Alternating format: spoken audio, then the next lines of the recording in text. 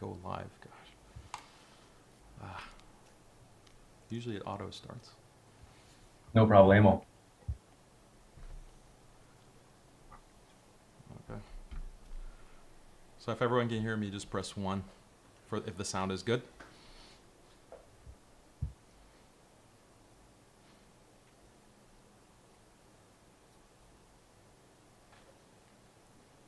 Okay, great.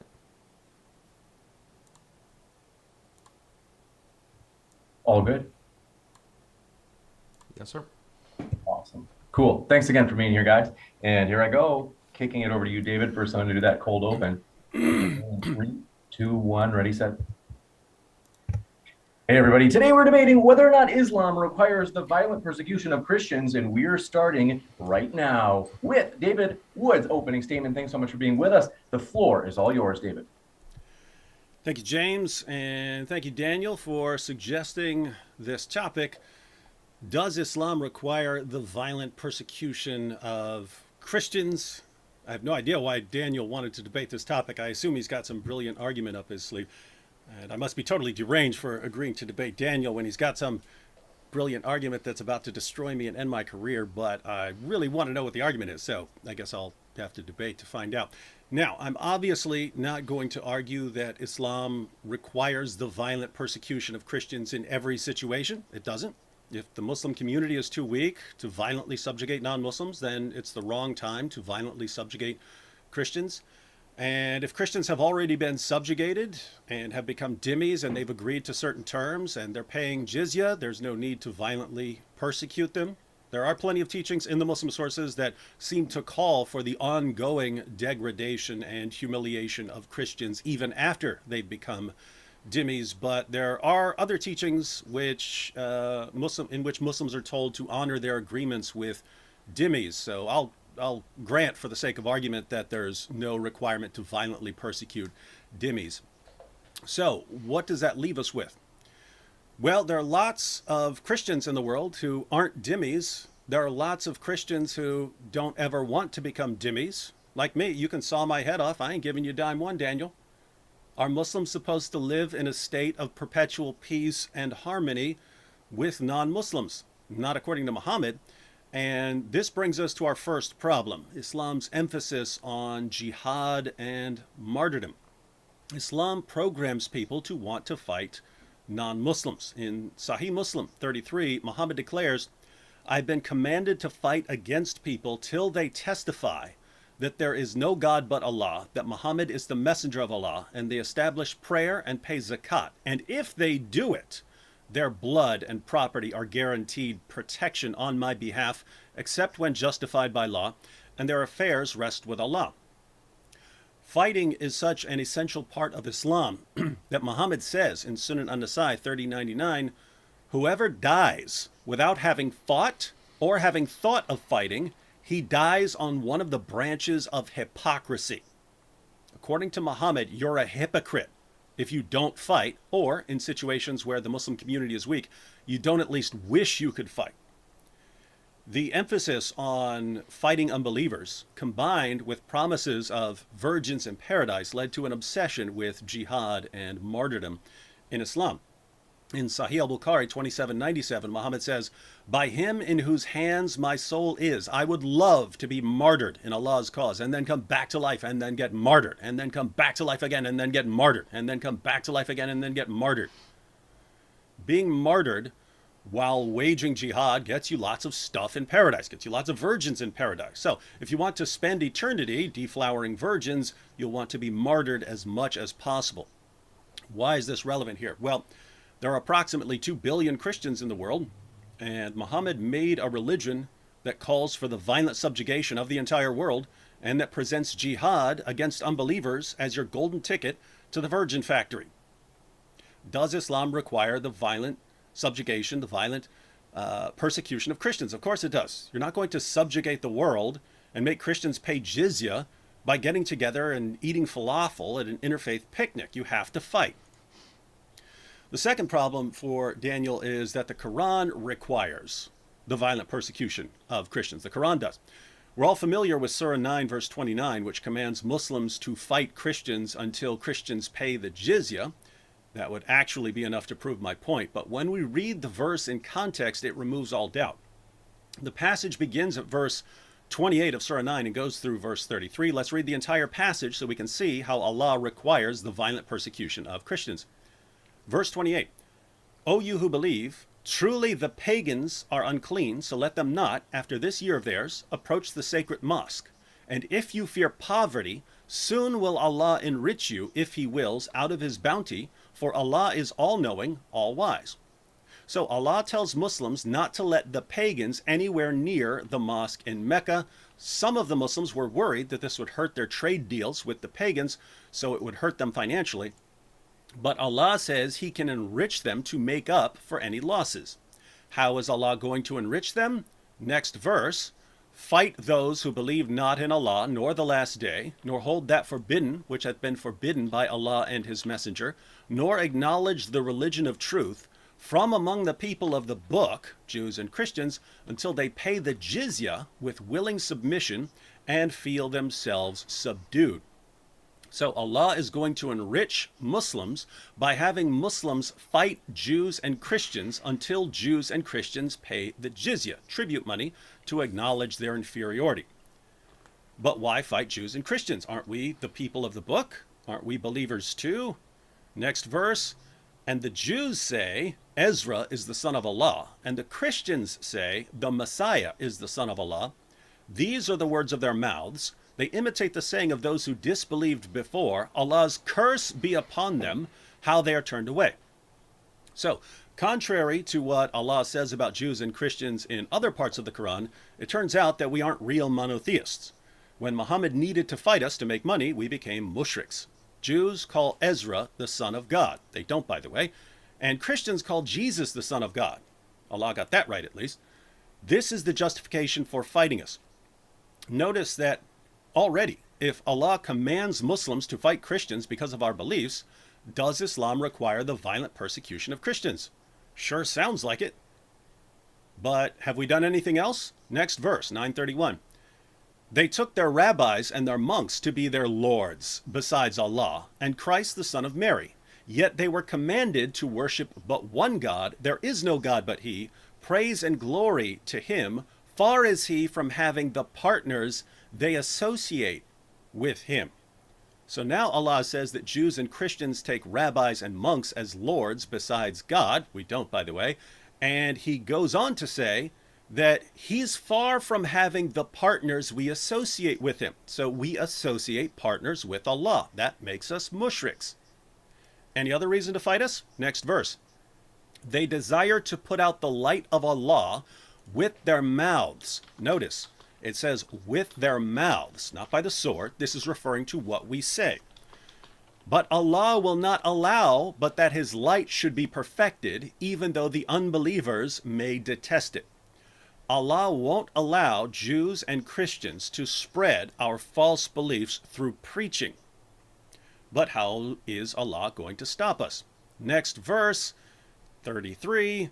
It is He who hath sent His messenger, Muhammad, with guidance and the religion of truth, Islam, to prevail it over all religion, even though the idolaters may detest it. How is Islam going to prevail? We already read it, Surah 9, verse 29. Fight those who believe not in Allah until they pay the jizya with willing submission and feel themselves subdued. Now, that's the entire passage.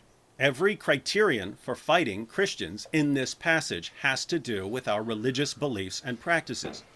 So if Allah commands Muslims to fight Christians because of our beliefs and practices, does Islam require the violent persecution of Christians? Sure sounds like it. Perhaps Daniel will say that Christians can avoid the violence by becoming dhimmis, but that won't work. Allah demands our silence on a specific issue. We're not allowed to say that Jesus is the Son of God. But the identity of Jesus is part of the gospel. And we know from the book of Acts that even though Christians were happy generally to follow the local laws laid down by various authorities, if the authorities ordered them not to preach the gospel, they responded, "We must obey God, not man." So the Quran commands Muslims to fight Christians until we stop saying that Jesus is the Son of God, But we can't stop saying that Jesus is the Son of God. If Allah orders Muslims to fight Christians until we stop doing something that we're not allowed to stop doing, then the Quran requires the violent persecution of Christians. Third problem for Daniel. Muhammad ordered his followers to execute apostates, and we're at the beginning of an avalanche of apostasy.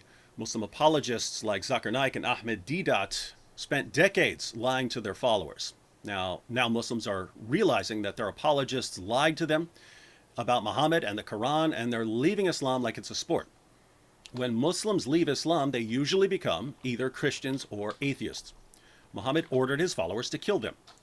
So when Muslims today realize that Muhammad is the most obvious false prophet in history, when they realize that they can't take the ramblings of an illiterate 7th century Arabian caravan robber seriously, many of them become Christians and many of them become atheists. Muhammad said to kill them. If a Muslim leaves Islam and becomes a Christian, what does Islam require? Islam requires that he be executed if he refuses to return to Islam. Is killing people because they've converted to Christianity violent persecution? Absolutely. So does Islam require the violent persecution of Christians? Indisputably. Putting all of this together, Islam calls for the violent subjugation of the world and produces an obsession with martyrdom. This leads to the violent persecution of Christians. The Quran commands Muslims to fight Christians until we pay the jizya and stop saying that Jesus is the Son of God. This obviously requires the violent persecution of Christians.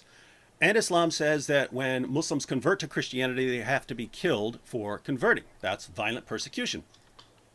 But as I acknowledged at the beginning of my opening statement, if the Muslim community is too weak to subjugate non-Muslims, then it's just not the right time to violently persecute Christians. So the most obvious path to peace available to us is for the Muslim community to never outnumber or be stronger than the non-Muslim community. This means that we can establish peace by making more ex-Muslims. We can establish peace through the avalanche of apostasy. If the avalanche of apostasy is the path to peace, if the avalanche of apostasy is the way to avoid the violent persecution of Christians, sign me up. I'd be happy to help you with that one, Daniel.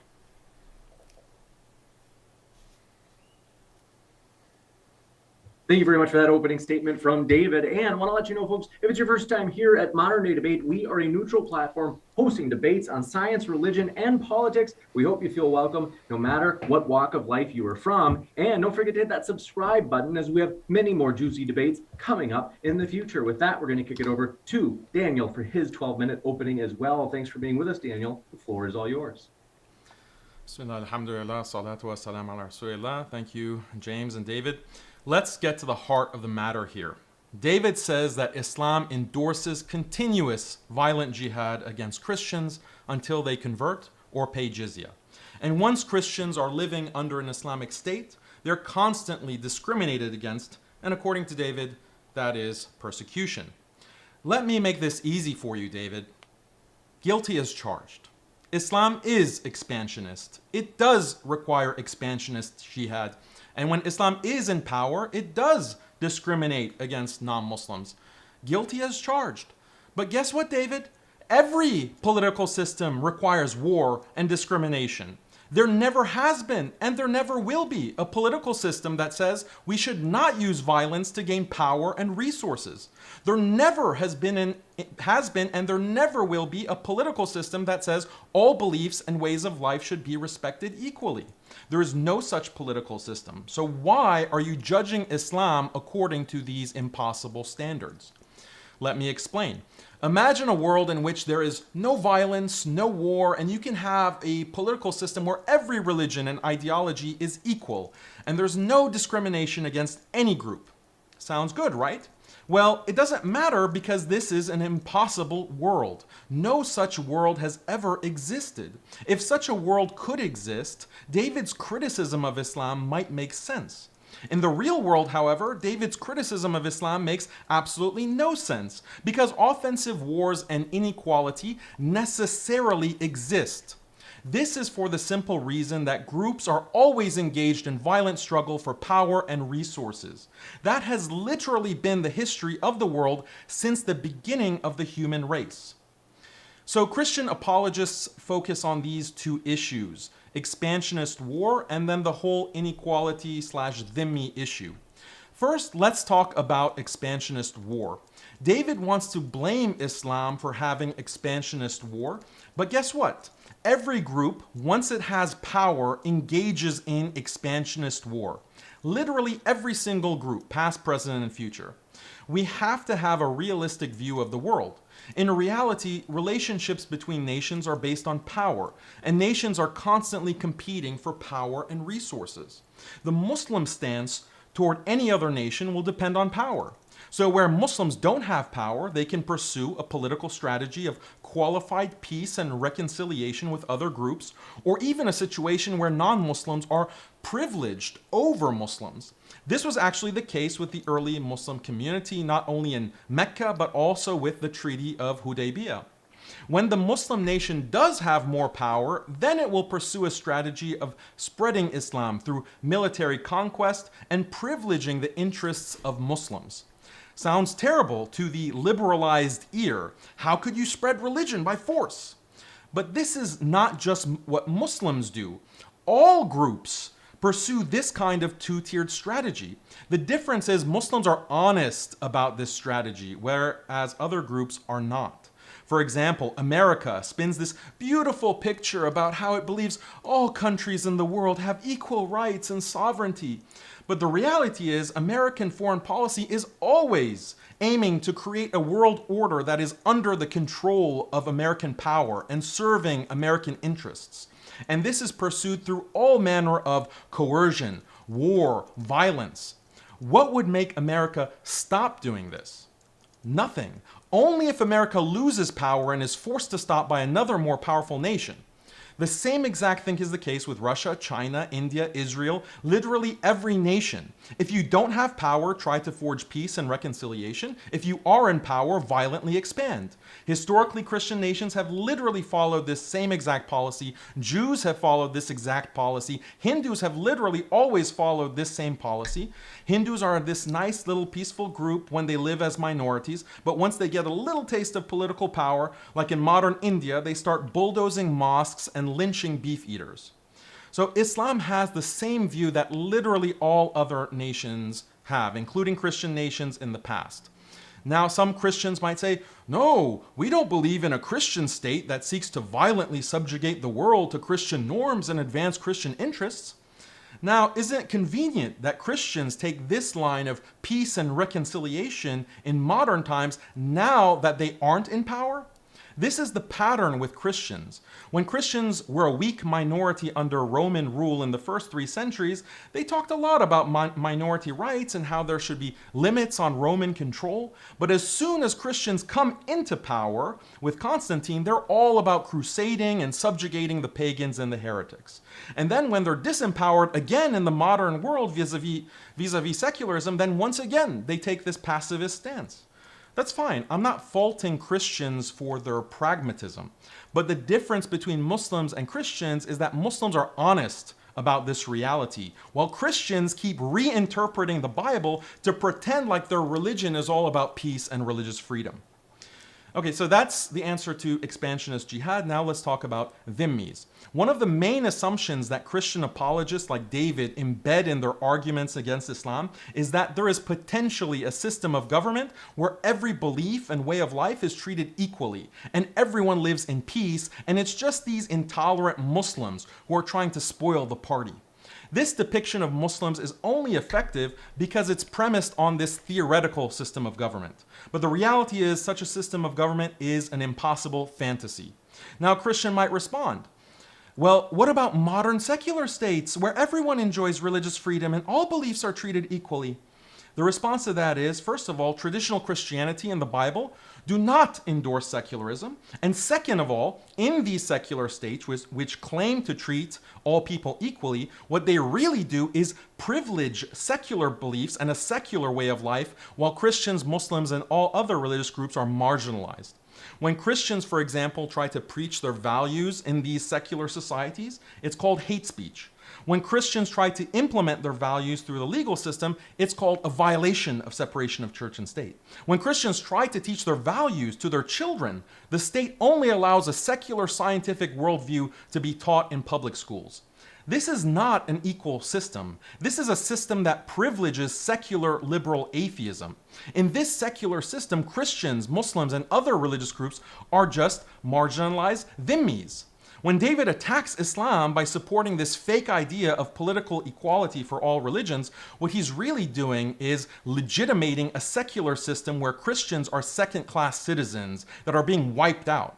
In other words, David has no problem with Christians being dhimmis. He just wants them to be dhimmis under liberal atheists, not Muslims. In this debate, David Wood should just concede that there is no such thing as political neutrality where all beliefs and ways of life are respected equally. He should just admit that. Then his whole argument falls apart, because if Islam is bad because it doesn't give every minority group equal status, then all other religions and ideologies are bad too. David's criticism against Islam only makes sense if we were to assume that it's possible to have this neutral political system that privileges everyone equally. But such a system is impossible. The thing about Islam is that it is honest. Islam acknowledges that all systems are discriminatory, and Islam is the best and most objectively just system of government given that reality. Meanwhile, Christians and liberals are living in this fantasy world. Look, Christians only have two options. Do you prefer a world where Christians are dominant, or do you prefer a world where Christians are being dominated? Those are the only two options. So if David's whole criticism is that the Islamic system is discriminatory against Christians, yeah, of course, I concede that. But so is every other system. Every system that is not a Christian-dominated system is going to discriminate against Christians. So what is really the criticism here? Is David blaming Islam because it does not establish a Christian-dominated political theocracy? No, that would be silly. His actual argument is that Islam persecutes Christians because Islam is not secular liberalism. But guess what? Muslims don't want a secular liberal system because Muslims don't want to be second-class citizens dominated by secular atheists. Obviously, Islam is going to have a political system that privileges Muslims and Islam. Again, when Christians like David demand Islam to be more like secularism, they're basically saying, we don't want to be second-class citizens to Muslims, we want to be second-class citizens to secular atheists. In other words, David is perfectly okay with discrimination against Christians. He just wants to make sure it's liberal seculars doing it as opposed to Muslims. To summarize, yes, Islam does discriminate against Christians, but so does every other non-Christian political system. But honestly, this discrimination in Islam is not really that bad, because unlike every other non-Christian political system, Muslims genuinely respect Christians and genuinely share key Christian values. And Christians are much more likely to persist and preserve their religion under Islamic law than under any other system precisely because of these shared values. Christians, for example, want a life that's organized around God and serving Him. Islamic law fully allows Christians to establish this for their communities. But secular liberalism has been in constant war against God. Christians want to get married and raise their families according to the Bible. Islamic law allows Christians to do this, but secular liberalism has all but destroyed Christian marriage and family.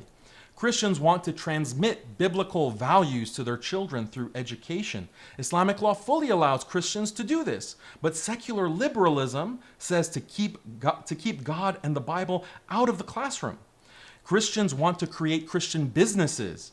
Islamic law fully allows Christians to do this, but secular liberalism says no, you have to bake the rainbow cakes whether you like it or not. So that's really the crux of the debate. Islamic law says to Christians, your lives are safe, your families are safe, your property is safe, your churches are safe. You can live by your own religious laws in your homes, your schools, your workplaces, but just don't try to convert Muslims, don't openly blaspheme against Islam, and pay an annual tax. Is this really the humiliation and subjugation of Christians that David is talking about?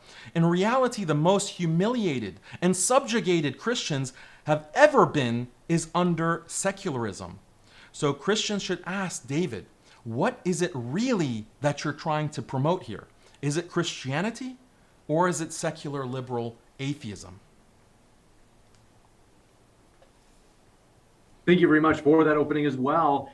With that, we're going to jump into the rebuttals and want to let you know, folks, if you enjoy debates like these and you have friends who enjoy debates like these, hit that share button and share this debate with them. That share button is just below. And with that, thanks so much, David. The floor is all yours for your 7-minute rebuttal.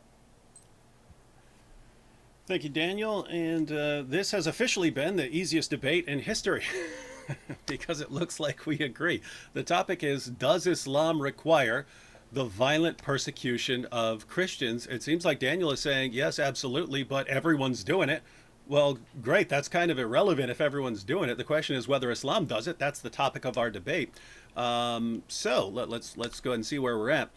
In my opening statement, I pointed out 3 ways that Islam requires the violent persecution of Christians. 1, Islam places so much emphasis on jihad and martyrdom that the violent persecution of Christians is inevitable.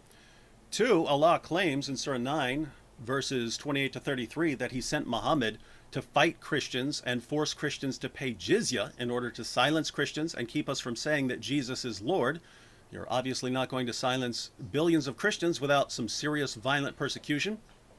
3, Muhammad clearly commanded his followers to kill apostates. So when Muslims leave Islam because they see through the lies and they become Christians, what happens? Islam says kill them. That by definition is violent persecution. So I laid out multiple ways that Islam does indeed require the violent persecution of Christians. How did Daniel respond? He didn't say anything that would address any of these points, except maybe thinking that dimitude isn't as bad as we might think, but we can always go into that a little further. Instead, he argued first that he says that he grants that Islam is expansionistic and that it discriminates against non-Muslims. No disagreement between us there, but as soon as he said that, the debate was over. This debate was over. We could have another debate on another topic, but on the actual topic of this debate, we agree. The answer is yes, Islam does require this. He says that other political systems do the same thing. Be interesting to look at debates, and I know Daniel's had debates on that before, but it's irrelevant. Every political system in the universe could call for the violent subjugation, violent persecution against Christians. That wouldn't change the fact that Islam does. So the question before us is whether Islam calls for the violent persecution of Christians, and we agree on that. Second, he admits that Islam eventually wants offensive jihad. So Islam is eventually going to go around, as Sheikh Asim al-Hakim says, that Muslims will eventually go door to door and offer the options. You either convert to Islam, or you pay the jizya, or those are the options that are going to be given to Christians when Muslims are powerful enough to go around doing that. So obviously that's not a situation we want to be in. What's Daniel's response? He says, well, other ideologies do it too. That's great, but not relevant to our topic. Whether every other ideology in the world is more peaceful than Islam, or whether every other ideology in the world is even worse against Christians than Islam, is not relevant. The question is, does Islam require violent persecution of Christians? Third, he says, well, Christians follow the same pattern. This would also be irrelevant to the topic, but this is one thing I'll grant is this is a thing that humans do. When any group of people get in a position of power, they try to maintain that power. That's a human thing. The difference is that's not built into our religion. That's not what the apostles commanded Christians to do. That's not what Jesus commanded us to do, to go out and violently subjugate the world, or to strive after political power wherever we can find it. Later Christians did that. That's not built into our religion. It is built into Islam. It's built into Islam to subjugate everyone else, and everyone else has to be under the authority of Islam. But with that said, completely irrelevant. We could grant, for the sake of argument, that Christianity somehow calls for the violent subjugation of the entire world. What does that have to do with the topic? Does Islam require the violent persecution of Christians? We agree on that. Fifth, he says that Christians are much more likely to preserve their religion and their values under Islam. Well, that's just ridiculous. There's no requirement right here in let's say the United States. There's no requirement that I'm not allowed to say that Jesus is Lord, that I'm not allowed to go preaching the gospel. There's no law here that says I can't go preach the gospel and that someone can't believe the gospel and leave their religion and become a Christian. There's nothing stopping us here. Daniel, we're sitting here having a debate on this topic. We couldn't have this couldn't be conducted in the same way in a Muslim country that is officially following the teachings of Islam, because of some of the things I've said already. That would be a death sentence. So the idea that Islam will somehow preserve Christian values better than secular liberalism sort of leaves it to us to preserve it if we want to. And so that task falls to Christians to go ahead and do that. In Islam, it's, hey, you're a dhimmi now, pay us money, and whatever you do, you don't get to go around preaching the gospel. You don't get to go around criticizing Islam. You don't get to go around doing any of these things. And so you can just look at the impact that's had in the Middle East. There used to be Christian majorities, Christian majority nations. Now you look at the number of Christians in that population, and you end up with 4 or 5% population Christians in certain places. And so what happened there? Well, how did Islam preserve that religion for them? How did Islam help that? Well, you didn't. You treated them as second-class citizens and treated them horribly and persecuted them. And over a period of centuries, this sort of thing has an impact. Now, Daniel may say, well, secularism is going to do the same thing. That may be the case. Absolutely irrelevant.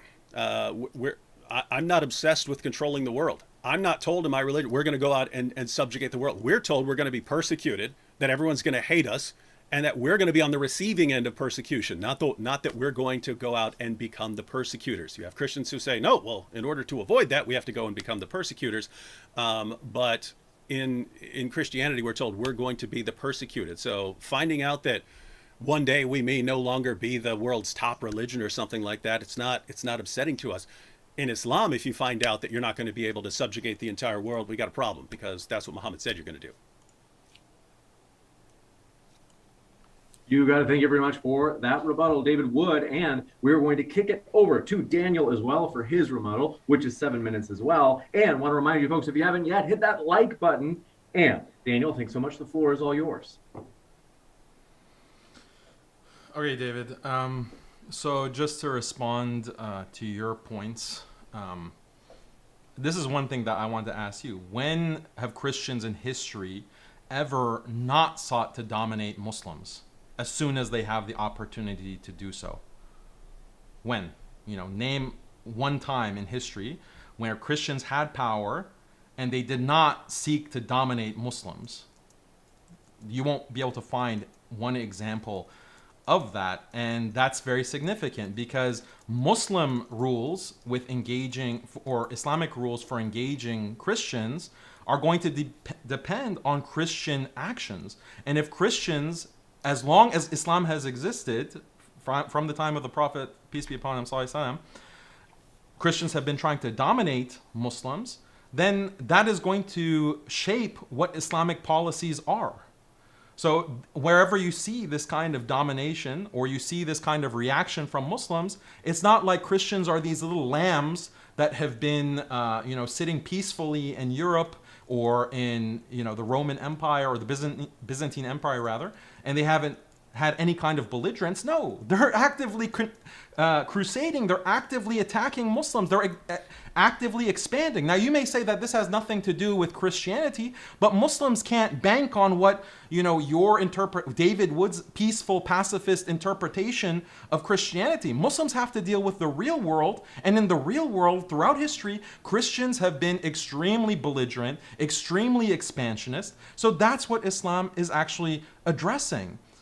So another thing that you mentioned is this avalanche of apostasy that supposedly Muslims are going through. Where's the evidence for that? I recently just posted stats, official objective stats from Pew on who is actually experiencing an apostasy of an avalanche of apostasy. It's Christians. It's Christians. And why do you think that is, David? I mean, this is something that we should address. The reason is liberal secularism. This is what is causing the avalanche of apostasy for Christians. Muslims are actually gaining numbers in terms of religious switching. So you can put out all of these, stupid videos with quoting, what you call dawagandists saying things about, oh, we have to worry about apostasy of our youth. That's all you have are sound bites and clips taken out of context. Let's look at the actual statistics about who is experiencing an avalanche of apostasy. You say Daniel concedes the debate. And that's false. I have not conceded the debate. Okay, the debate topic is that Islam endorses violent persecution. And implicit in this claim, or tacit to this claim, is that Islam supports measures which are not inevitable. But I just explained to you in a very clear way that this kind of violence that you're criticizing Islam for is actually inevitable. And you acknowledge that. You said this is human nature. And so again, I'll ask you, do you concede that any existing system counts as violent persecution? If you concede that, then it does take the whole wind out of your argument against Islam. You're singling out Islam as a system of violent persecution because the implication of that is that this is not the same for all systems. You should make that explicit. You should concede that, yes, there's violent persecution in all systems, all political systems, including the secular liberal one. The term violent persecution implies injustice. It implies something that is contrary to human decency. So that's the definition that or the connotation of the word that I'm operating under with this debate topic. So I do not concede that there's violent persecution. I concede that there's discrimination, but discrimination is inevitable. Okay. You claim again that violent expansion is not built into our religion. Yes, it is. Violent expansion is not built into Christianity in the sense that you want it to mean, in the sense of, oh, well, right now, today, me, David Wood, I'm not going to go and start hacking people, as you put it. Rather, when I say that violent expansion is built into your religion, what I mean is that it is something that is morally acceptable according to Christianity. And in our last debate, you conceded this. You actually conceded and said that, well, if God commands you to go and murder or kill men, women, children, infants, and bash their heads on stones, if God commands it, then it's fine. There's no moral problem with that. So it means that according to your God, that is something morally acceptable to do. So you should really concede that. It is built into your religion, even though right now God might not be telling you to go and violently expand, but it's still a part of what God has commanded others to say, other believers to say in history according to the Bible. You say that Middle East used to be Christian, majority Christian. Okay, fine. Yes, I agree that the policies of Islam have led to Christians converting to Islam over the course of 1400 years. But look at what secularism has done to Christians. Europe also used to be a majority Christian, hardcore Christian. Look at it now. Europe is the graveyard of Christianity. What has caused that, David? What has caused that is violent persecution, is real violent persecution and death and genocide. That's what you need to recognize. And it's Christians who have done it, Christians who have secularized, liberal atheists who have done it, but you have no criticism for those kinds of people. You also mentioned like a contradiction or a supposed contradiction in the Quran, that the Quran is saying, mentioning Jews and Christians on the one hand and then the mushrikeen on the other hand. This is just an ignorance of Islamic theology. Mushrikeen, kuffar, is the non-believers. Kuffar is the larger category. And under that larger category, there are different kinds of non-believers. There are mushrikeen. That's another big umbrella. It's like a subcategory. And then mushrikeen have subcategories. So some are people of the book, Ahlul Kitab, are also considered mushrikeen, are also considered those who associate partners with God. And they're also non-believers because they reject the final messenger, sallallahu alaihi wasallam, peace be upon him. So that's the definition of mushrikeen. There's no contradiction there. Thank you very much for that rebuttal as well. And we're going to jump into open conversation, folks. If you happen to have a question, feel free to fire it into the old live chat. If you tag me with @ModernDayDebate, that's one way to submit a question, or super chat those get pushed to the top of the list. With that, thanks so much, gentlemen. The floor is all yours. And one last reminder, our guests are linked in the description, folks. If you haven't checked out those links, you certainly can right now. Thanks, Daniel and David. The floor is all yours. I only detected one thing you said in your entire rebuttal, or really in your entire opening statement combined with your rebuttal, that would actually be the negative position on the actual topic. So I only detected one thing that is actually relevant to our topic, and that is your claim that you didn't concede that Islam requires the violent persecution of Christians, because you said violent persecution would require injustice, and you don't view it as injustice, and therefore it's not violent persecution. So killing apostates, violently subjugating people because of their religious beliefs and practices, saying that I have to subjugate this group because they say that Jesus is Lord, and force them to pay me money, that I have to go eventually, if I get into a position where I'm strong enough, that I would go door to door and knock on the door and say, hey, you either have to convert to Islam, or you pay the jizya, or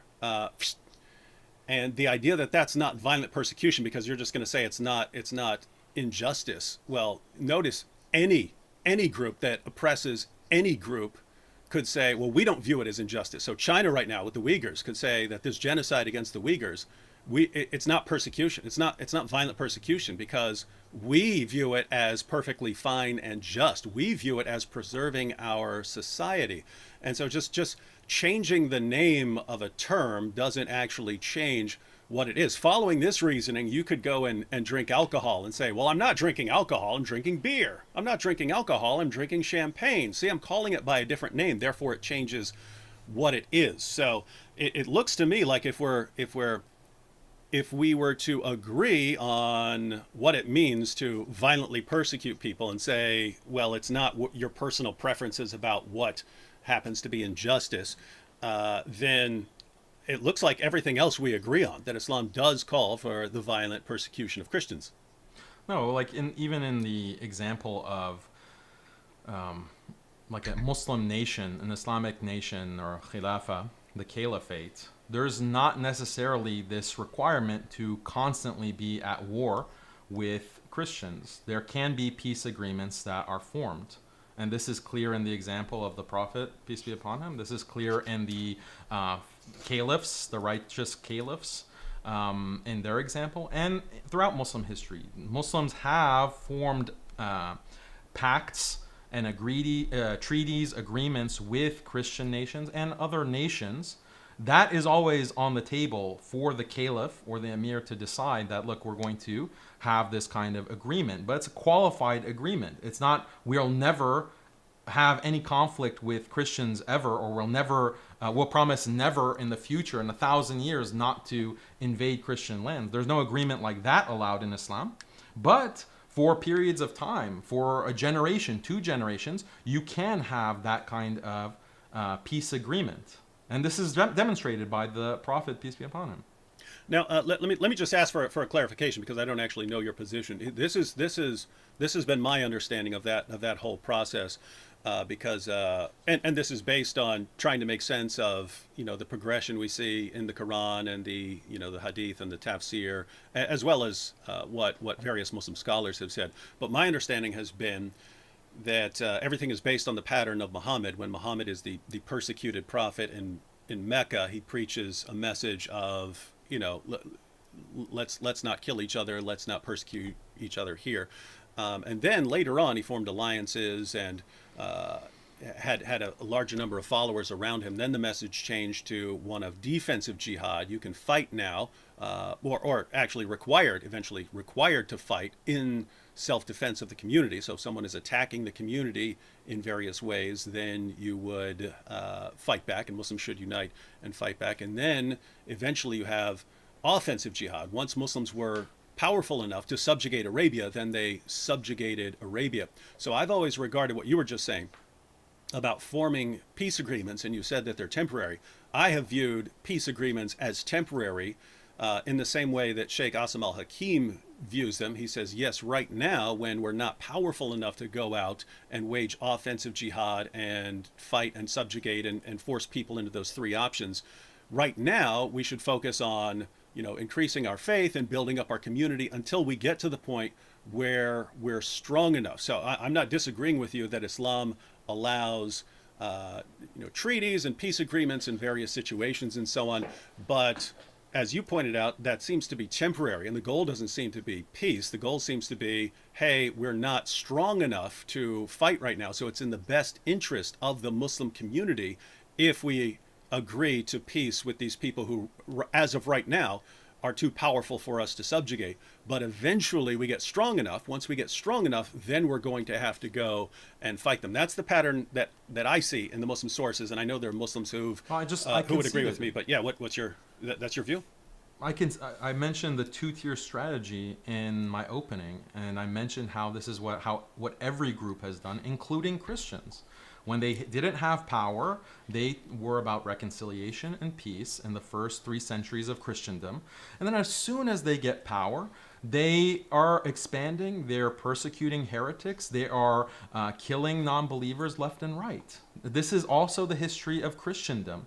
And it's only because Christians do not have power now that they promote this kind of freedom of religion and equality, free speech. Look, I'll ask you, David, a question.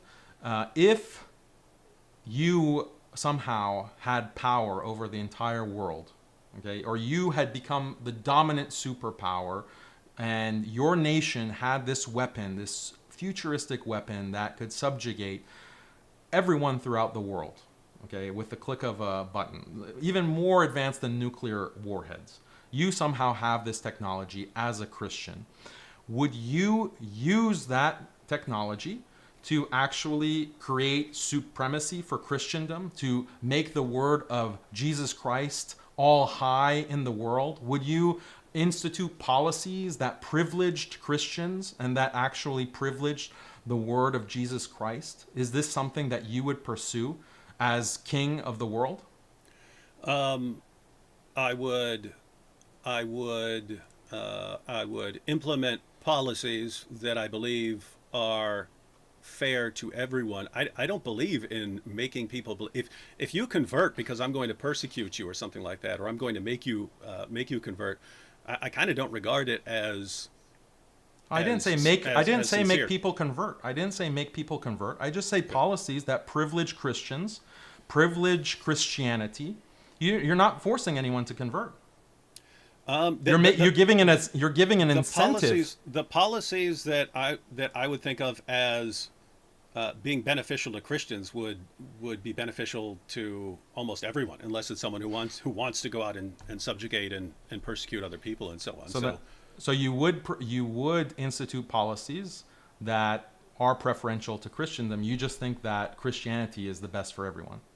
No, I'm saying policies that I would regard as the best for Christianity would also be the best for everyone else who isn't trying to subjugate the world. Let me just give you an example, right? So you take the time of the apostles, when the apostles are going out and preaching and so on. There was a time when there was a conspiracy to murder the apostle Paul. So his enemies in Israel wanted to get him from the Romans, to a Jewish trial because they were planning to execute him. They were planning to murder him along the way. And the apostle Paul tells the Romans, hey, there's a plot to kill me here. Don't let them do it. And the Romans actually use their army to get him to safety. Then he's having a trial, and it's clear that people are coming after him based on certain claims that he's made and so on, that Jesus is Lord. And he says, I appeal to Caesar. Who's Caesar? Caesar's a total pagan.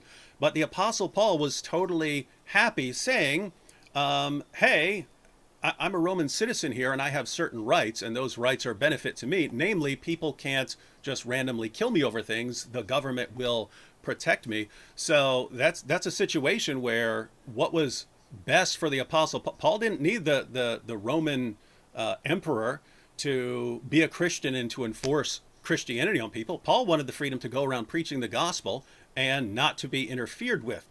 And so I'm fine with that. Like the Apostle Paul, I'm fine with that. I'm fine if the government says I'm not going to interfere. This is irrelevant to the example that I the gave. things you're saying things you're saying are irrelevant to the entire debate. No, it's not, because you're complaining about Islam wanting to have this kind of Islamic law implemented across the entire globe. I'm giving you the exact same scenario. I'm saying if somehow Christianity was dominant and you could privilege Christianity through policies that would, basically through force of law, privilege Christian belief, incentivize conversion to Christianity, even punish blasphemy, let's say, but you can strike that if you don't want it. There's still law and order. You're not forcing anyone to convert, but you're just establishing a system where Christianity is privileged. And you said right now that, yes, you would want that kind of system. Because Christianity is the best. So you want a system like you're the king, but you would have like a Muslim vice president or vice king, and your administration would have Hindus and Buddhists and Muslims, because it's freedom and equality for all, right? According to your system, right? Let me just give you my view, because it might help you understand things. Just answer the question. Just answer the question. You have these very long answers, David. There's a huge. You can just say yes or no. Why can't you say yes or no? There's a huge misunderstanding here. You assume that political power is good in the sense of if your group can get into political power, then you can implement your policies. I view political power as something that will corrupt people once they have it, almost inevitably. So if you take Christians who for 3 centuries have never crossed their minds to get violent, suddenly you give them a bunch of political power, and they've been persecuted for centuries now. It's a pretty natural inclination to say, all right, now we have to stop and never be in that situation again. So let's go out and strive to maintain this sort of political power. So you think that Christians should never have power? Because power corrupts, so Christians should never strive to have power? You want to live in a world where Christians are always being dominated by other groups? Not what I'm saying. Not what I'm saying at all. I'm saying there are two choices here, David. Christians are dominant. They have a dominant system that privileges Christianity, or Christians are being dominated. Those are the only two options, logically. Which one do you prefer? I would not trust a system where Christians dominate and enforce Christianity on other people. So you want atheists? You want atheists to be dominant? I don't trust any of them. That's the point. That's the point. That's the point. I don't trust anyone who's going to be implementing these kinds of policies. That's why, if you're going to do anything, the best case scenario would be something that is best for the most people, where the government actually says, okay, there are certain things that we're not going to interfere with. If you guys get violent, then yes, we have to interfere with it. If one group is going to subjugate another group, then we have to interfere. But apart from that, we're not saying you have to believe this, or you have to agree with that religion, or you're not allowed to say that religion. Daniel, you're free to walk down the street and preach your religion. I'm free to walk down the street and preach my religion. You're not free to preach your religion. This is something else I wanted to respond to. You're not free to preach the Bible. Go to any European secular country. There are hate speech laws. In Finland, they just put someone in prison for sharing verses. Then they would be screwed up. Then that would be messed up. If you're punishing people It's for hate speech. For hate speech. Yeah, it's hate speech. No. How is that? The secular justification is that these verses are hateful. You can't teach these verses. Because but that's the point. I don't want governments to have that kind of authority over people, because inevitably they become corrupt and start crushing people. So I don't like it from secularists. I don't like it from Muslims. I don't like it from anyone. No, that's based on It's very simple. Don't stop me from saying what I want to say unless I'm calling for violence or something like that. You're saying they're doing it too. Great. Then I don't like it when they do it. I don't like it when they do it. I don't like it when Muslims do it. If Christians do it, I wouldn't like it when Christians do it. And again, nothing to do with the topic right now. Does Islam require? No, it does. the violent All of this persecution has to Christians? do with the topic, because the topic is religious freedom and religious The minorities. topic is not religious freedom. The topic is, Those are the points that does you're bringing Islam- up. You're saying does- that your argument was that Islam infringes on the rights of Christians. This Daniel- is a infringement of your religious rights. absolutely So that's it what does. the topic is. You want to move maybe into like a new zone of anything that's been brought up in the statement so far once you guys are ready. I know if you have one last thought on that, David. Well, I didn't Yeah. have any answer from David on this question. You want Christians to be dominated, so that means you No, want... it's not. No, it's not. I would like a government that does not, that doesn't dominate us. Right? So You're you want a asking me- you're secular a- liberal... You you're want a asking secular me- liberal you're- government. You're asking me what kind of government I would prefer. It would not be it would not be any sort of government that is oppressing me or telling me I can't preach the gospel or anything like that. With that said, I'd be fine with a king if he's a good king. I'd be fine with democracy if it's pretty fairly well informed people who aren't sending us into insanity and so on. So I'm fine with I'm fine with a variety of.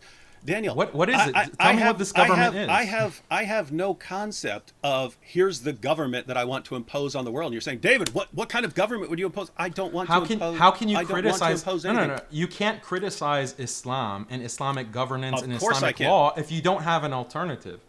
What is Of course- the of what is course I the can. alternative? I can What say is the almost- alternative? I I'm can say saying that almost any Islam is the alternative. best alternative. Islam is the best alternative, and you're saying no, it's not. Okay, so give me your alternative.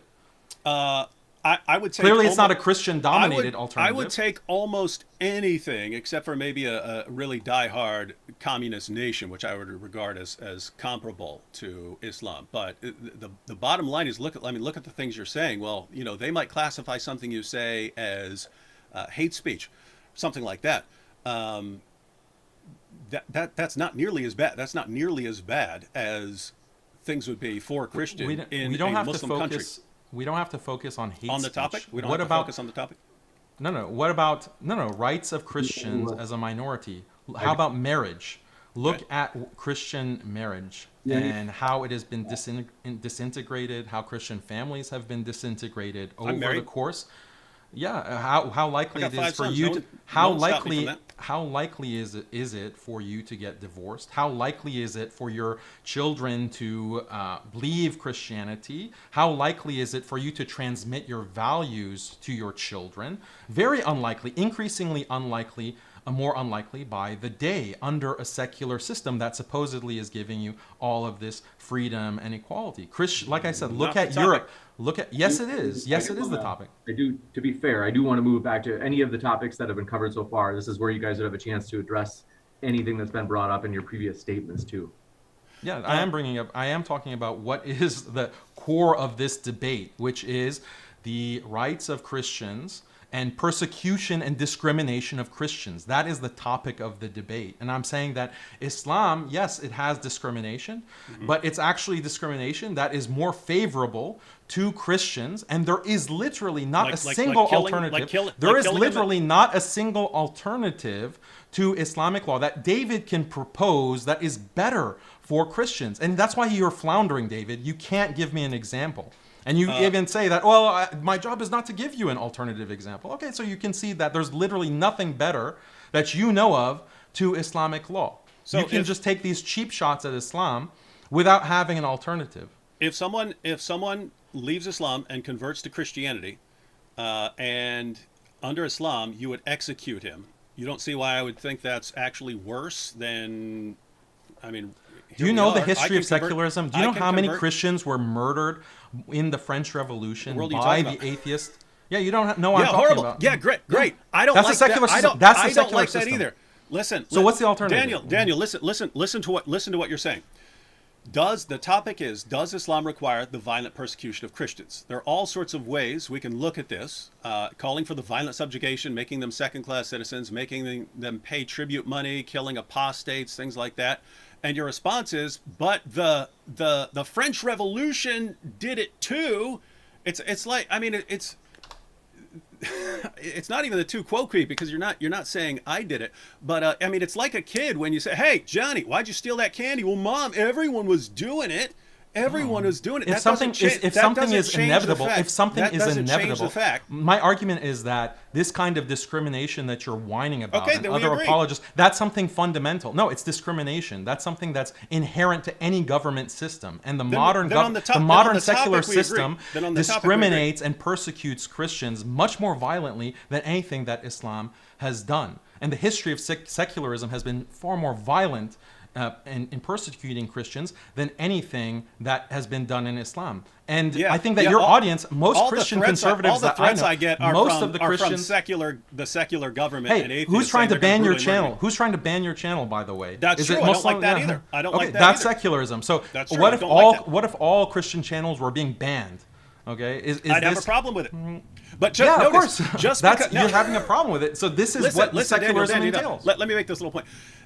If when they do that, when they start banning channels and so on. In fact, you could go to my Twitter page when they ban Muslim channels. I actually complain and I say, hey, you shouldn't be banning this. What am I doing? I'm saying, hey, you shouldn't be taking sides in these kinds of religious issues and so on. But notice, suppose I were to complain to them and say, hey, you shouldn't be telling Christians or Muslims and so on what they're going to say. Imagine them saying, well, Muslims would do it too. Muslims would tell you what you can say too. That would be irrelevant to me. Do you think that would be irrelevant to me complaining to them about what they're doing? We're debating do you think, whether do you think Islam calls Holocaust for. deniers? Do you think Holocaust deniers should be banned? I want to see what's your level of free speech absolutism. Do you think like No. Holocaust denial? No. I think you should. I think you should expose them. I think you should expose them as stupid. Okay, so So. Yeah, you, I'm not so- an abs- I'm not an a- I'm not. I'm How not, about I'm not, how about a government? How about a government? Okay, policy that says that if you're a Holocaust denier, or let's say you're a member of the KKK, you're a neo-Nazi, you're a racist, you cannot be in certain levels of government. You cannot take public office. You're banned from those positions. Do you agree with that? I'd have to think about it. Again, Daniel. I'm not. So neo-Nazis are okay to take official positions in the government, according to you. No. I mean, what sort of I just want to see I which still don't- which what do you- beliefs which beliefs do you want to discriminate against? Because you say that you're open to all beliefs. There shouldn't be any policies against any I don't. any belief. What about neo-Nazi beliefs? What No, I about don't. KKK? So in your My ideal goodness. government, Daniel, in your ideal this government, is such a simple in your- topic. This Why are and you this ch- happens. Don't this interrupt, happens man. in, Don't this interrupt happens me, in David. so many debates. Do This not happens in so many do debates. not interrupt me, David. Let me finish my thought. Hey, You are- first. I ain't you your are dimmy. okay. I ain't your dimmy here. But I'll go and let you continue. But the point is, Soon, maybe soon. Everything you're saying Maybe is a soon, David. smokescreen from the Don't topic. speak too soon. It's not end of the debate over. We don't know if you're going to be my dhimmi or not. But answer the question. So you're fine with, are you fine or are you not fine with having neo-Nazis, KKK members, people with these kinds of beliefs, outright racism? They're not violent. They just espouse this kind of white supremacy. Are you fine with them being in positions of government, public policy, and being able to like preach their views about white supremacy? I think you have some people who aren't terribly far off some of that, and especially in Europe, you're getting people who That's not an answer. aren't very far off from that. You approve of that? Do you approve of that or you're- not? No, you're oversimplifying it. If you wanted to rule, listen, if you wanted to rule people out, you'd have to describe the policies that would be used and show how they would be implemented in order to ensure that certain people with certain views are excluded. And if those policies... Do you think they should be excluded? That's the question. If those You're policies... just rambling. You're I'd have to avoiding see, the question. Dude, I'd have to see the You have to see the policy. The policy is neo-Nazis and white supremacists cannot take public positions in government. So the they the cannot be government- public the- school the teachers. government they cannot only be, says that. The government Yeah. only says that, right? Yeah. Just Yeah. no Do you agree? neo-Nazis, right? No Yeah, neo-Nazis. neo-Nazis, no KKK. I think it would have to be more general. It would have to be if you hold views in the government calling for the racial superiority of one group or something like that, then again I don't know how you do this. You'd have to. It's not something you just decide and say this group is magically banned. And again, totally, completely, utterly irrelevant. Does, Yes, it is I don't relevant. know why It you're is running relevant. from the topic. So, okay, does so Islam neo-Nazis- require no, no, no, no, the no, violent no, no, no, no. persecution of Christians? Don't try to- But what, don't David, try to weasel let me out give of you it. Don't try to 5,000 weasel out of it. hypothetical scenarios No. about a government and how to rule out neo-Naz. Does Islam require the violent persecution of Christians? Following this, You're the one who any talked topic- about blasphemy. This is blasphemy. According to secularism, it is blasphemy. Because the Quran talks it is about blasphemy. blasphemy. Yeah, Yeah, it yeah, is no, no, blasphemy. and- That's the but topic of the Daniel, debate. Daniel, you can't- Okay, you look, can't- you're it's interrupting not- me. No, no, I but let you it's talk. not- I let you talk. I because let you talk. you just Don't accused interrupt, me of David. inconsistency. Don't interrupt. Okay. Don't interrupt. Let me point out the inconsistency so you can understand not, it, and the because I said this audience in the beginning. and the audience can understand it. You started out by saying that you wouldn't want to ban any kind of people based on their beliefs. So presumably you're okay Didn't with say that. Muslims, with Hindus, with Satan worshippers, even in government. You want everyone to have a fair, equal shot at being in government. Then I asked you about KKK Didn't say and that. neo-Nazis and white supremacists, and you said no, we should have limits on those kinds of beliefs. So that means you have more of an allegiance to secular liberal ideas about blasphemy and what is out of bounds than you do of Christianity itself, than Christian norms and Christian values itself. That's the contradiction in your perspective. You keep saying I said things that I didn't say. In fact, I said very clearly earlier that if every other system in the world called for violent persecution against Christians, it would not change the fact that Islam calls for the violent persecution of Christians. So, But there's no win to that argument. I really thought you had a philosophical That's like background. that's like saying Muslims are bad because they eat living things. It'd be stupid because everyone you have to eat living things. You're the one who asked for the topic. Does Islam require the violent persecution of Christians? I said yes. It sounds like you're saying yes, but saying no if we tweak the definition of what persecution is.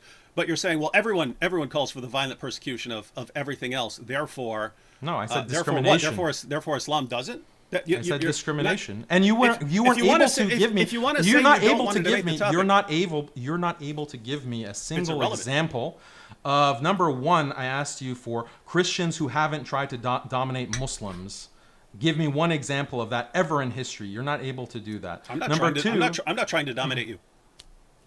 No, but in history, prior to modernity, because now you're not in power. Christians are not in power. So I asked, when Christians are in power, give me an example where they haven't tried to dominate Muslims. When Christians dominated Europe and America, they could have subjugated the entire world and kept it. Yeah, they were trying to do that. We could. Just listen to yourself, David. When Christians took over South America, when Christians took over North America. David, a chance to respond there. No, you're missing the point. Right now, Christians have enough. I mean, there are 2 billion Christians. We make up a third of the world's population, and we have some of the most powerful countries that the world has ever seen. I don't see a lot of Christians saying, "Hey, we need to go around." Christians are not in power today.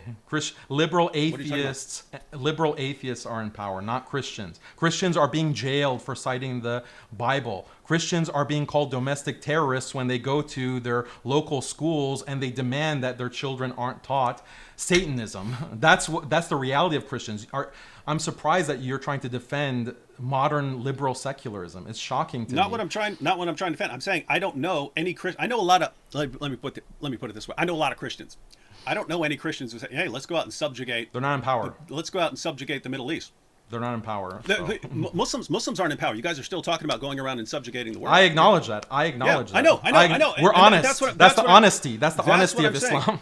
Yeah, and that's actually an important distinction that you made just there. So even when you're not in power, there's still this plot to go around and subjugate the world. It's not a plot. Christians are doing what you're saying is, hey, anyone who gets into a position of power tries to maintain that power, so especially groups that have been marginalized and discriminated against in the past. As soon as they get into a position where they can take power, they try to preserve it so that they're not in that situation anymore. I agree with that completely. There's nothing about most other ideologies and most other religions where it's built in there that, hey, there's this goal of subjugating the world and persecuting everyone and subjugating everyone and forcing them to obey the rule. You can say human beings do that. In fact, human beings will do that even if their ideology or religion says that that's bad. They'll still do it. There's just this natural tendency to do it. You say you're honest about it because it's actually part of your religion. So it's not really a choice. It's part of your religion too. It's not built into my religion, dude. Yes. It talking is. about? Do you have a moral objection? Sometimes God just wants believers to engage in expansionist war. You conceded that in our previous debate. There you misrepresent what I said too. Sometimes, okay, this is the statement. Not what I Sometimes God just wants believers to engage in expansionist war. Sometimes in human history, maybe not now, but at certain points in history, God has wanted believers to engage in expansionist war. That's true, right? Jesus wanted that at some point. Yeah, as testified to in the Bible, yes or no? Concede it. Say it. I thought I made this entirely clear. Say it, David. Save it. No, because it's misrepresented. You're misrepresenting everything I'm saying. The right Bible. now. Sometimes God wants listen, believers to engage in expansionist war. That's what the Bible says. You mean sometimes now? No. So listen. Not now. I didn't say now. Okay. Sometimes in the past. Let me explain. Because I thought this was totally clear, even though it's completely irrelevant to this debate. In Christianity, we've been commanded to love everyone, to honor all people. That's what we've been commanded. You honor them by subjugating them. You would point out, no, that's what we're told. We're not honoring them by subjugating. Now you're doing what you did with the definition of persecution. Well, it's still just you to love persecute them by so killing them. You love them by killing them. No, look, that's what Augustine argued. We are not in a position to say that sort of thing.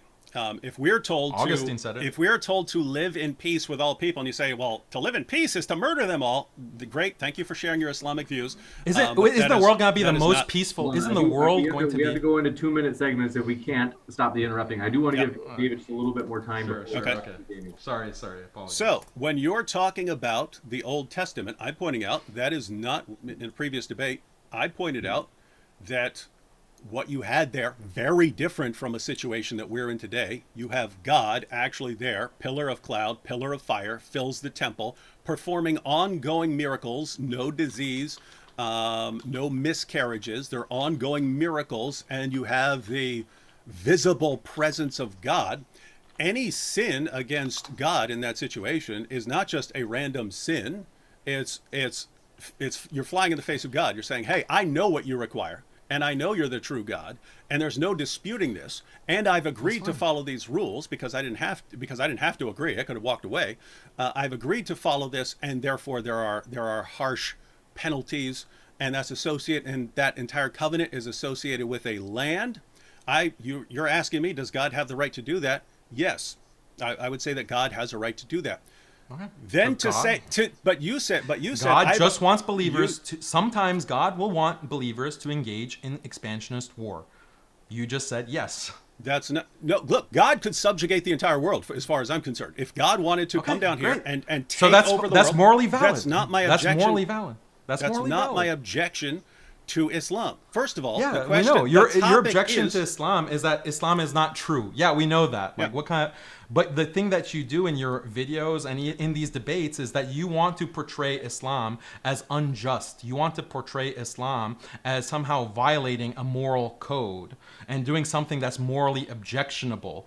And therefore, Islam is false because it commands something that's morally objectionable. My response logically to that argument is to say that no, you do not have a moral objection to expansion or war or violence or subjugation or discrimination or persecution. You do not have a problem with that morally because your own religion has advocated for it. And right now, just 2 minutes ago, you conceded that sometimes God, yes, he will command believers to engage in those types of behaviors. So your argument collapses. Your argument, it has no legs to stand on. That is the whole point that I'm trying to get you to recognize, that you're just arguing in a circle. Yeah, you're going to fall back on the idea that, oh, well, Muhammad sallallahu alaihi wasallam wasn't a true prophet. Okay, yeah, that's a separate debate. Okay, but the debate that, or the kind of reasoning that you employ, is that Islam is false. Why? Because Islam commands its followers to do unjust things, to do things that are contrary to human morality. But that, you can't make that argument. Why? Because according to you, Jesus also commands sometimes people to do exactly this kind of behavior that you're criticizing Islam for. And in fact, Jesus is commanding more than what Islam has required in the past. So you don't have a moral objection. That is the entire point. And getting back to the subject of the debate. Wait, look, can I answer? Can I respond to that real quick before, and then you can go? Ahead. Okay. So, massive straw man of my argument. I've said in the past repeatedly, if I thought that Islam were true, I'd have to be on board with jihad. So it's not Islam is false. It's not Islam is false because it calls for the violent subjugation of the world. My position is not Islam is false because it calls for the violent persecution of Christians.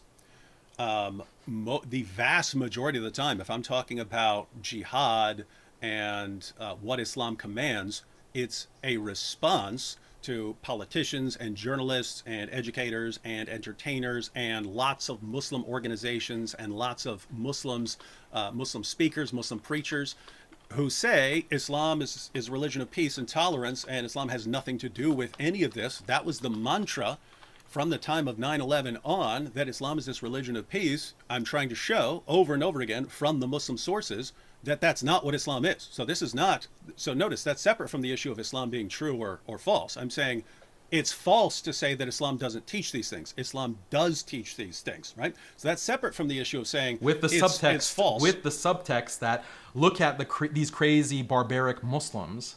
Are you trying to pretend that that's not the whole subtext of all of your videos? There are crazy barbaric Muslims. There are crazy. Because if you're honest, you'd say, crazy, look, barbaric, Islam does teach these things like persecuting the heretic or the blasphemer. If you're honest, you'd say, well, guess what? In the Bible, also Jesus has also commanded this in the past. Notice if someone that would be the honest thing to do. Listen. If someone instead of hiding it from your audience, I'm granting what you're saying. If someone were to say the Old Testament never taught such and such, and the Old Testament did teach such and such, then it would be perfectly relevant to point that out. And you could point that out whether you believe in the Old Testament or not, whether you think it refutes the Old Testament or not. Look at your comment section. Look at the people who are commenting on your videos and saying, yeah, look at these crazy Muslims. Look at how barbaric Islam is. Why don't you point to all your thousands and thousands of commenters on your videos and say, hey guys, calm down. I'm only pointing out, what Islam is about. We have these same exact things in the Bible. Jesus is cool with all these things too. There's no real moral objection here, despite my goofy videos. Why don't you say that? There's obviously a problem. Notice, following what you're saying. So first, alcohol is allowed in Islam. Then later on, it's not allowed in Islam. So notice, if you were to say, hey, notice if you were to say, hey, alcohol is wrong, and I were to say, but it wasn't always. Therefore, he's being a hypocrite, and you can never say it's wrong because it was. Yeah, if I said that there is something inherently evil about alcohol and something that is. Yeah, well, in heaven, believers, the denizens of the paradise in heaven, all drink wine. Yeah. There's something inherently evil about drinking. There are evil consequences of it. It's a consequentialist point, and it's banned on that reason in Islam, and the Quran bans it. That's the wisdom behind the banning of alcohol. But if I had that kind of response and said that, alcohol is inherently evil, that would be a contradiction, but you're strawmanning. So I would agree. God has the right, if God wants to. God, I mean, as far as I'm concerned, if God wanted to wipe us all out and say, human beings are just too bad, I'm gonna wipe everyone out. I would think that God has the right to do that. He's the one who created us and sustains us for every moment of our existence. But what you have biblically is once you progress. So you have in the ancient world, so you're talking 1400 BC, very, very weird place. You have these rules for a particular parcel of land fine. for a certain amount of time.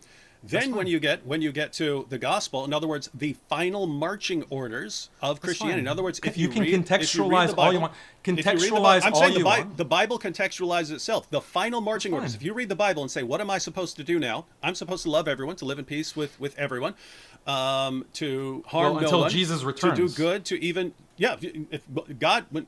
God, Read Revelation. God Read will judge. Book of God Revelation. Will judge. God will judge. That's He'll the point. come That's the point. and I do he'll not, rule I, with the I iron trust, rod. I trust Jesus to rule. I do not trust human beings to do a good job of it. That's what I'm saying. The final marching orders of Christianity, right now, what are we supposed to do? Live in peace with everyone to the best of our ability. Doesn't always work like that. Love everyone. That's what we're commanded to do. Final marching orders of Islam, whenever you are in a position to do so, violently subjugate the rest of the world and impose, dhimmi status on people and so on. And so to act like we're in the same ballpark, it's what you can say. is. What you can say is, hey, I agree that God has the right to do certain things, but as far as human beings having the right to do certain things now, I'd say no, because we've been commanded to do certain things. And so if Islam, God told if human Islam, beings in the Bible, God tells human beings in the past, according to you, to do Hold on one second. expansionist war. Daniel, just to let David finish that thought, and then we'll come right back to you, Daniel. Okay. oh, no, it's I thought he was done with this. Point. yeah, That's I why was. Yeah, Daniel can go ahead. Sorry. Yeah, he didn't cut me off. I was done. Okay, sorry Yeah. about that. Yeah, I mean, I'm just a broken record at this point. You can go through all the contextual points that you want. No problem. I have no problem with this contextualization. I call it the magic of reinterpretation, actually. You engaged a lot of that, David. So no problem. Do that all day. But the point is that there is no moral objection that you have to expansionist war, to dhimmitude, to jizya, to punishing blasphemers, to killing heretics. You have no problem. You have no moral objection in and of itself to those things. No, you can't, because Jesus commanded those things in the Bible. You might not. You might think that, okay, now there's a period of time where it's not applicable. But you have no moral objection to any of those things. So you have no moral. You can wait. You have keep no going moral back and objection. forth. You have no moral objection to alcohol, right? In and of itself, no. Okay. Because it's something that at certain times can be made permissible by God. Then we're using the term moral very differently here. And matter of fact, let me give you an example from the Quran. So I thought that you're not supposed to bow down to various things.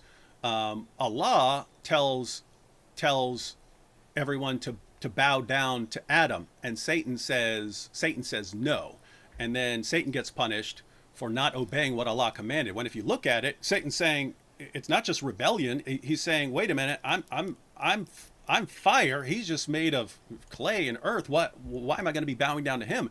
It seems like Satan was actually, from an Islamic perspective, on the right page. Wait a minute. We've got Allah here, and we're not supposed to be bowing down to some mere human. So this must just be a test. And it turns out Allah was saying, no, you have to go ahead and do it anyway. So what I'm commanding you right now is what you have to do. If you have the commands that are directed towards me, or the commands that are directed towards you, right? The command to go out and fight this group or something, that's not directed towards me, and not directed towards you. There are commands that are directed towards you that aren't directed towards me. If I have commands that are directed towards me, I would say I have a moral objection to violating those commands. And you say, but there was some other time when, in a different place, thousands of years ago, where there was a different rule. Yeah, it's still required of me to obey the commands that my God commands me as part of the covenant I'm under. Keeping the commands of a covenant that I have entered into with God, that obviously I have a moral reason to obey those commands. If I don't, then I'm violating a covenant with God. It doesn't get more moral than that. What you're talking about is, some hypothetical scenario where I wasn't commanded to do these things or something like that. Is something wrong just in and of itself in every conceivable situation. That's not what I'm saying. That's not what your what I'm audience saying. thinks. That's not what I'm. That's what not your I'm saying about audience Islam. that's what all of your audience, as evidenced by your All of them. commentators, All of them. think. Yeah, yeah. At least the ones that I see of them? cheering for your videos, they believe that, wow, you're showing how Islam is so barbaric because it has these practices, and the kind of moral reasoning that they're using in that moment when they're watching your videos and commenting on them is that these are inherently wrong practices. And they believe that Christianity or Jesus is all about peace. You should correct your audience. Say, no, guys. Jesus is not all about peace. Only in this current covenant is he all about peace. At all other times, he's been about expansionist war, violent jihad, smiting the unbelievers. He's going to actually come back in human form and do that, as the book of Revelation says. That should be your message, David Wood. So you need to be consistent. I've talked about that. I mean, dozens of times and dozens of debates and so on. So I've discussed all that repeatedly. My objection to Islam is that Muhammad is the most obvious false prophet in history. That's my objection to Islam. But in addition to that, it also calls for the violent subjugation of the entire world. So people need to be aware of it. And as does every system. People who say it doesn't need to be corrected and refuted. So that's my position in case anyone's not clear on it.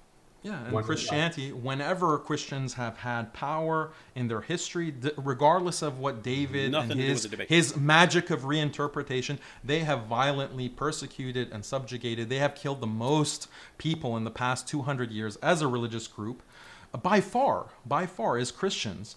So this does have something to do with the debate, because given that reality, yeah, Muslims are going to have certain policies that will try to limit the control of Christians in the Islamic lands, because they don't want to be massacred like these Christians have been doing for the entirety of their history.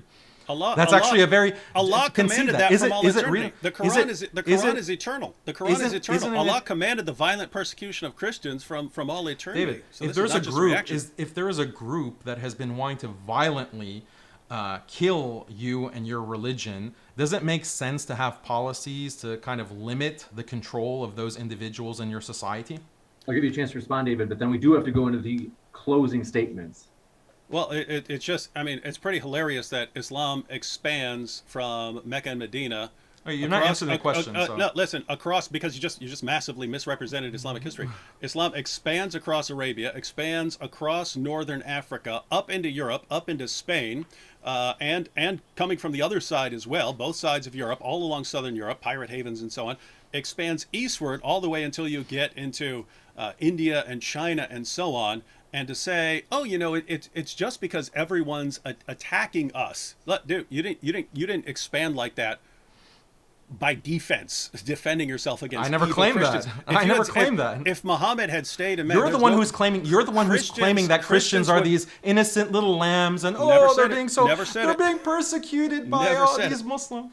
Okay, yeah, you're complaining about Muslim policies, and I'm saying that those policies are actually very reasonable. That's the topic you suggested. Does Islam require the violent persecution of Christians? I'm saying that this discrimination actually makes a lot of sense, given the violent nature of Christians as demonstrated through history, not the magic of reinterpretation of David. We have to kill the apostates because of the violence of Christianity. We have to stone the heretics, as Moses said. I guess we'll end with that. Let's see the 4-minute conclusions. We're going to start with, as we started at the start, we'll start with David for the conclusions and then wrap up with a final speech from Daniel before we go into Q&A. Thanks so much, David. I got the clock set for you at 4 minutes. The floor is all yours. All right. So as far as the actual parts where we stuck to the topic, in this debate, I've shown that Islam does require the violent persecution of Christians, given any reasonable, rational definition of what violent persecution would be. Daniel's initial response was that somehow it's not violent persecution if he regards it as just, but, killing apostates and things like that. That's still violent persecution. What you just say is it's just. We have to do this. But that's an agreement. So I've shown that Islam does require the violent persecution of Christians. Islam calls for the violent subjugation of the entire world and encourages an obsession with martyrdom. This leads to the violent persecution of Christians. I showed that Muslims are commanded to subjugate Christians until Christians no longer say Jesus is Lord. This is directly out of the Quran. This is Surah 9, verses 28 to 33. Every justification and requirement for fighting Christians in that passage has to do with our basic religious beliefs and practices. So if there's a command to fight us until we pay the jizya and feel ourselves subdued, we feel ourselves subjugated, and we pay jizya in acknowledgement of our inferiority, that's violent persecution, especially when it's all based on us proclaiming that Jesus is Lord, that Jesus is the Son of God. Because we claim that Jesus is the Son of God, we have to be silenced by enforcing dimitude on us. And the pattern is we can either convert, we can relinquish our rights to at least publicly proclaim the gospel, or we can be killed. So that's obviously the violent persecution of Christians. If it's, hey, we have to violently subjugate these people to keep them from saying Jesus is Lord. And notice even there, I mean, there are passages of the Quran that talk about self-defense. Allah, in this crucial passage, does not say, hey, Christians are going to be out to get you. Christians are going to come after you. Therefore, you need to defend yourselves. What does he say? Hey, they're preaching the gospel. They're preaching that Jesus is Lord. You have to subjugate them and silence them. How are you going to do that? By sending by sending Muhammad with the religion of truth to prevail it over all religions. And I pointed out that Islam requires Muslims to execute apostates who convert to Christianity. Killing someone for converting to Christianity is obviously violent persecution. Now, Daniel seems to agree with most of what I said that's actually relevant to the debate. So it's clear that even if he wants to redefine some terms, he believes that Islam requires quite a bit of violent persecution against Christians. And so what he's arguing is, but everyone does this, that Christians have done it, that every ideology you can come up with would do the same thing. Certainly wouldn't do it in the same way. And you can you can ask Christians where they'd like to live. You can ask Christians in various places in the Middle East. I get messages all the time, David, can you help me get out of this country? So the proof is in the pudding here. And so what's Daniel's position? It's that everyone is doing it, and therefore we don't have the right to complain when Islam does it. But notice, this debate is not even about whether it's right or wrong. It's not about whether it shows Muhammad to be a false prophet or not, whether it shows Islam to be, a false religion or not. It's simply, does Islam require the violent persecution of Christians? And I would say, indisputably, it does. Any honest reading of the Muslim sources say that it does. So this debate was over from the opening statements. This debate was over because we really granted the core of the debate. Everything else since then has been off-topic smokescreen. Thank you very much for that closing statement, David. And we are going to kick it over to Daniel for his closing as well. How long is it? How long is the closing? That was 4 minutes. And same for you, Daniel, 4 minutes. Folks, our guests are linked in the description. Don't forget to check them out. And thanks, Daniel. The floor is all yours. All right. So a couple of points that David brought up. Islam does not subjugate Christians for teaching their religion. Ahlul Kitab, Ahlul Dhimma, the protected people within the Islamic State, are allowed to teach their religion in their churches and their synagogues. They are allowed to raise their children as Christians, as God-fearing Christians. Islam does not prevent Christians within an Islamic nation to teach the Trinity or to teach any of those kinds of beliefs. So this is a misrepresentation from David. If you go to Muslim societies today, you will find Christians that are teaching the Bible, they're teaching the Trinity, and in many of these Muslim societies, the Christians are actually doing very well socially. In Egypt, the richest Egyptian family is actually a construction company family who are Christian, Coptic Christians. On the issue of blasphemy that David keeps bringing up, all societies punish defectors and deter defection. leaving the group. All societies do this, all religions do this. This is something that is acknowledged morally, again, within the Bible. It is found in Mosaic law, and we see this within the practice of Christians. It's only liberal Christians today who have no power and who have no influence who are preaching this kind of pacifism and, oh yeah, it's fine for blasphemy to run wild, and how dare Islam have punishments for blasphemy. This is like a really weak and defeated kind of pathetic attitude from Christians to criticize, or liberalized Christians to criticize Islam for this.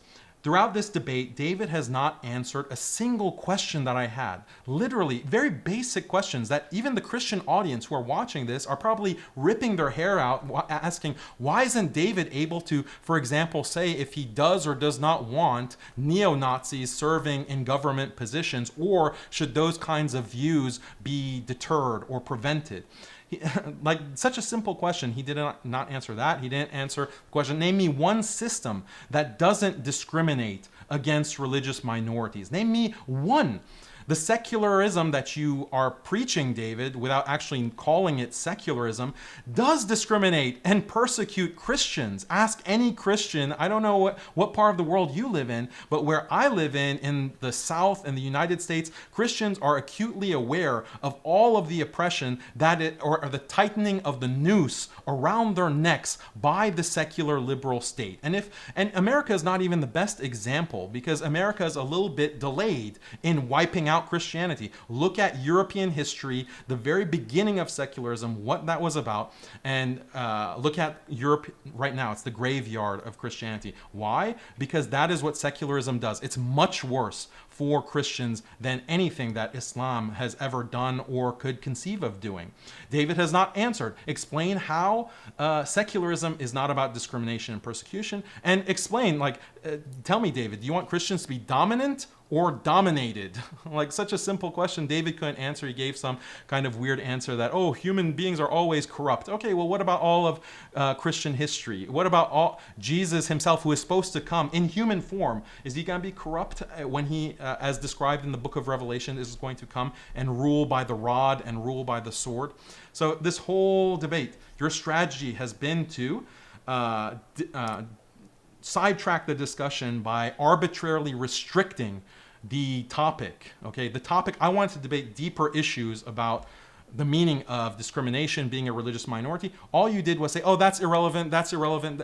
Things that are very relevant to this debate, you sidestepped, you avoided, you weaseled your way out. That was your debate strategy, David. And I think everyone is able to see that, was able to see that. With that, we are going to jump into the Q&A. Thanks so much for your questions, folks. If you happen to have a question, we are going to try to read through these as fast as possible. You can still submit in the live chat. If you tag me with that Modern Day Debate or put in a super chat, we put those as the first. But again, I got to tell you, at this point, even folks, we've got so many questions. I don't know if we're going to get to any questions that you put in as of right now. So heads up on that, just a warning, because we do have limited time. Stop Scamming Man, thanks for your question, says, hello, Daniel. There are Christians living in the peninsula. Do you think they need to be removed? There are Christians living in the peninsula? Florida? No, I think it's saying because Muhammad. I think the point is, since Muhammad said that he would expel Jews and Christians from the Arabian Peninsula, leaving none but Muslims. I think that sounds like what it's asking to me. If there are Christians who are living in the Arabian Peninsula, should they be removed? Well, if that's the question, then there is juristic difference of opinion on whether Ahlul Kitab are able to be living in the Arabian Peninsula. There is actually a robust difference of opinion on that topic. So some scholars said yes, they are allowed. The Prophet, peace be upon him, sallallahu alaihi wasallam, made agreements for different groups, Jewish and Christian groups, to remain within different parts of Arabia. Other scholars say no, that was abrogated. So there's a difference of opinion on the topic. You got it. And thank you very much for your question. This one coming in from, do appreciate it, Stop Scamming Man strikes again, says, in your estimation, Daniel, if Caliph Umar did indeed forbid the repairing of churches in Jerusalem, should he have been impeached for it? So what you're referring to is the Aqd, or the pact of Omar that he had with the Christians within Syria, Jerusalem, and so forth. And the exact details of the pact there is a question amongst the scholars of Islam whether all of those points are required when dealing with Ahlul Dhimma, with Christians and Jews who are under Muslim control. And most scholars said that no, not every single point within this aqd is necessary. In fact, the Khalifa, the Caliph, can decide like what provisions are required, and a Caliph might decide, okay, fine, Christians can repair their churches and Jews can repair their synagogues and expand them, or what have you. And others said that no, that's a hard line. So there's a difference of opinion, but I mean these details. I didn't want the debate to be about these kinds of juristic details. The overall point that these questions are trying to get at is that, oh, Islam is discriminating against the Christian minority, and that's evil. Okay, so we can talk about those details all day. We can talk about the details of jizya all day. There's a lot of details and detailed points that a lot of Muslim apologists or Muslim speakers will point out. But the deeper topic is this question of discrimination, religious freedom, religious persecution. That's what I wanted this debate to focus on.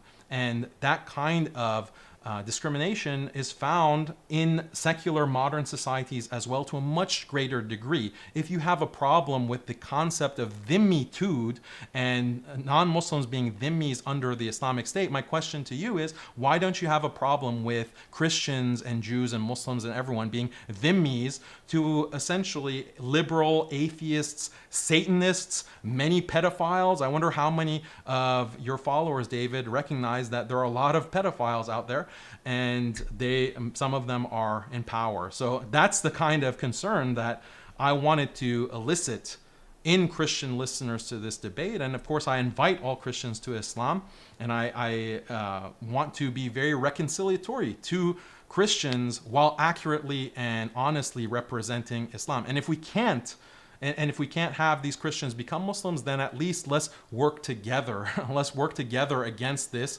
liberal beast, this atheistic force of secularism that is swallowing us all up. Let's work together against Satanism, the Antichrist. That's what we should be working towards. And we can't do that when you have someone like David Wood taking cheap shots and this kind of ugly, insulting attitude towards Islam and Muslims. So coming in from Do Appreciate It, Stop Scamming Man says, in your estimation, Daniel, if a man in a caliphate announces he converted to Christianity when he was still a minor, what should be done to him? If he's a minor, then he's not responsible. I mean, he wouldn't be put in the position of being a caliph, and it really depends on what he insists on as an adult. After being a minor, he reaches the point of puberty and he insists on being a Christian, then that could be a problem. But actually, honestly, I haven't read this particular example in fiqh. You have like a child who decides to become Muslim, or a Christian. He's not baligh, he's not morally responsible at that point. But then he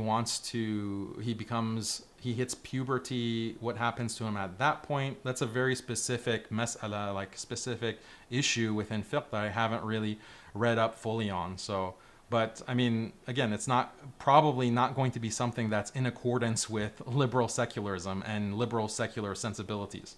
This one coming in from the same speaker asks, if Islam speaks of talking rocks and trees, if such were to say they converted from Islam to Christianity in a caliphate, should they be destroyed?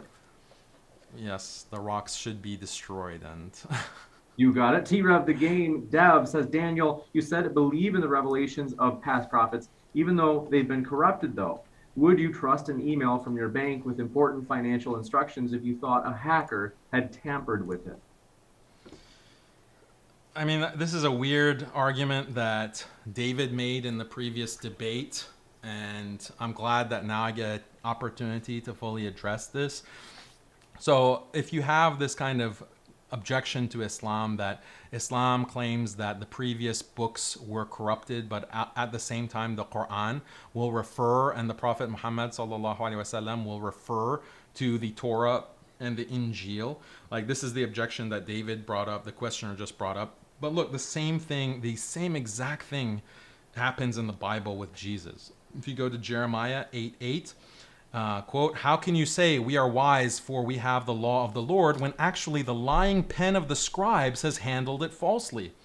This is what Jesus says. And then in 2 Timothy 3:16 through 17, quote, "All scripture is God-breathed and is useful for teaching, rebuking, correcting, and training in righteousness, so that the servant of God may be thoroughly equipped for every good work." Also Matthew 23, 1 through 3. "Do not think that I, Jesus, have come to abolish the law of the prophets. I have not come to abolish them, but to fulfill them. I tell you the truth, until heaven and earth disappear, not the smallest letter, not the least stroke or a pen will by any means disappear from the law until everything is accomplished." So isn't this a contradiction? At one point, Jesus is saying that not the smallest letter will disappear.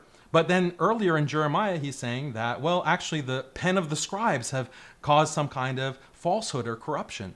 So this is also a contradiction. If we want to do some magic of reinterpretation, David is shaking his head. He's probably cooking up a great explanation for how this is not really a contradiction. Fine, Muslims can do that too. And the clear explanation, easy explanation, is just because you endorse a book doesn't mean you endorse everything in the book, and it doesn't mean that you think every single letter of the book is unimpeachable or uncorruptible. It's a very simple answer to that question.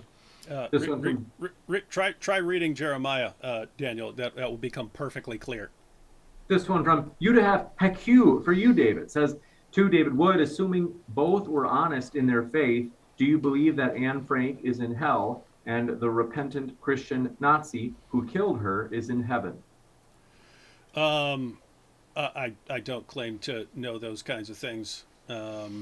I just to be clear, and this, keep in mind, spent years as a Christian philosopher exposed to lots of different ideas, and I think in terms of probabilities, like this is the main position or this is traditional Christianity, and here's this other thing, and I don't actually know how to rule that out, and so I just end up saying, okay, until I really study an issue, I'm not gonna take a stance on that. But there are Christians at Christian conferences who say that there may be, post-mortem opportunities for people who either didn't hear the gospel or had a massively distorted view of the gospel. So an example would be like, if a Christian slave trader took a slave from Africa and all that African slave was exposed to as Christianity was some really weird person who he hears some version of the gospel from him, but it's in that sort of context to where it's not clear that he would even get an accurate understanding of what the gospel is. Do people in these kinds of various situations have any sort of post-mortem opportunity to accept Jesus or whatnot? And guys, I'm just not as confident as most other people in saying, no, this is the situation. I'm not saying it's not the situation. I'm just saying, Calvinism and Arminianism, you won't see me taking a position. Why? You haven't really studied it, and I'm not just going to say, well, this is, these people I like, and therefore I'm going to stick with that. So I am, and I'll go ahead and say very quickly, this part of this is based on, like, the Old Testament. You had the scholars of the law, the scribes and the Pharisees, and then you have the Messiah who comes before them, and they reject him because they were confident that they had the right interpretations of lots of scriptures, and they didn't have the right interpretation of lots of scriptures, to the point, and it affected them to the point where even if someone is performing the miracles of the Messiah in front of them, living the most miraculous life ever, they would still reject him because they were convinced they had the right interpretations of scripture. So my takeaway from that has been, I mean, unless I'm really sure that this is foundational Christianity and that there's not another reasonable interpretation of it, that I normally don't take a position on this issue. I wanted to explain that in a little bit of detail because this is the sort of thing that would get me in trouble if you tell Christians, hey, maybe after death people who haven't been exposed to the gospel, or people who have been given a really messed up version of it and so on, or people who've only been around Christians who persecuted them or something like that. Maybe they would be given other opportunities or something like that. I just don't know, so I'm not taking a position. This one coming in. Can I respond to that? Yeah, if you got to respond, I wanted to respond to everything you said earlier. We do. Oh, okay. Sorry. So if you guys are able to keep the responses to minimum, I do want to jump into this next one from Stop Scamming Man. Says, if a jinn appeared to the world in physical form, as Islam says they can, and converted from Islam to Christianity under a caliph, should it be killed? Seems like the same. It seems like the same question same with question. slightly different ingredients over and over. I don't think it's possible to kill jinn. I don't think humans can kill jinn. This is coming in from your old buddy, Apostate Prophet. Says, Daniel, you talk about social cohesion and happiness. Why do you think executing and depressing apostates and infidels for the happiness of society is a convincing argument? It's cohesion of society. This is a pretty basic fact that people will acknowledge, that you need to have a ground of similarity. There has to be certain rules, certain things that are sacred that cannot be violated, that all agree to by threat of punishment in order to maintain a cohesive society. That exists within secular societies as well.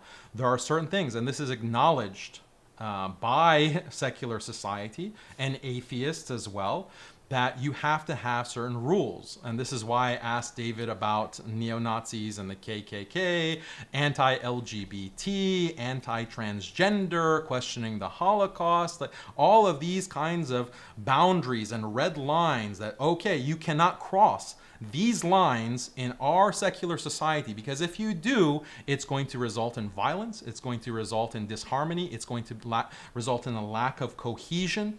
Those red lines exist within every single secular society and every society that has ever existed.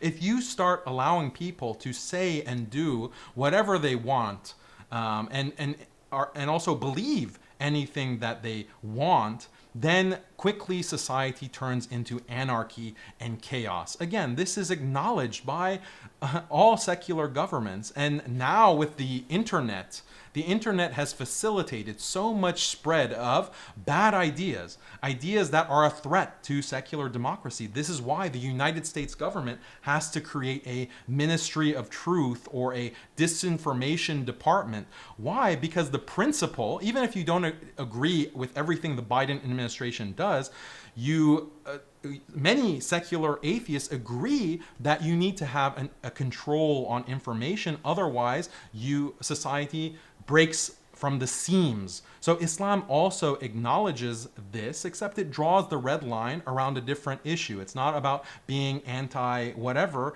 LGBT, or anti-this or that. It's about blaspheming against God. It's about something that will matter for your afterlife, whether you recognize it or not.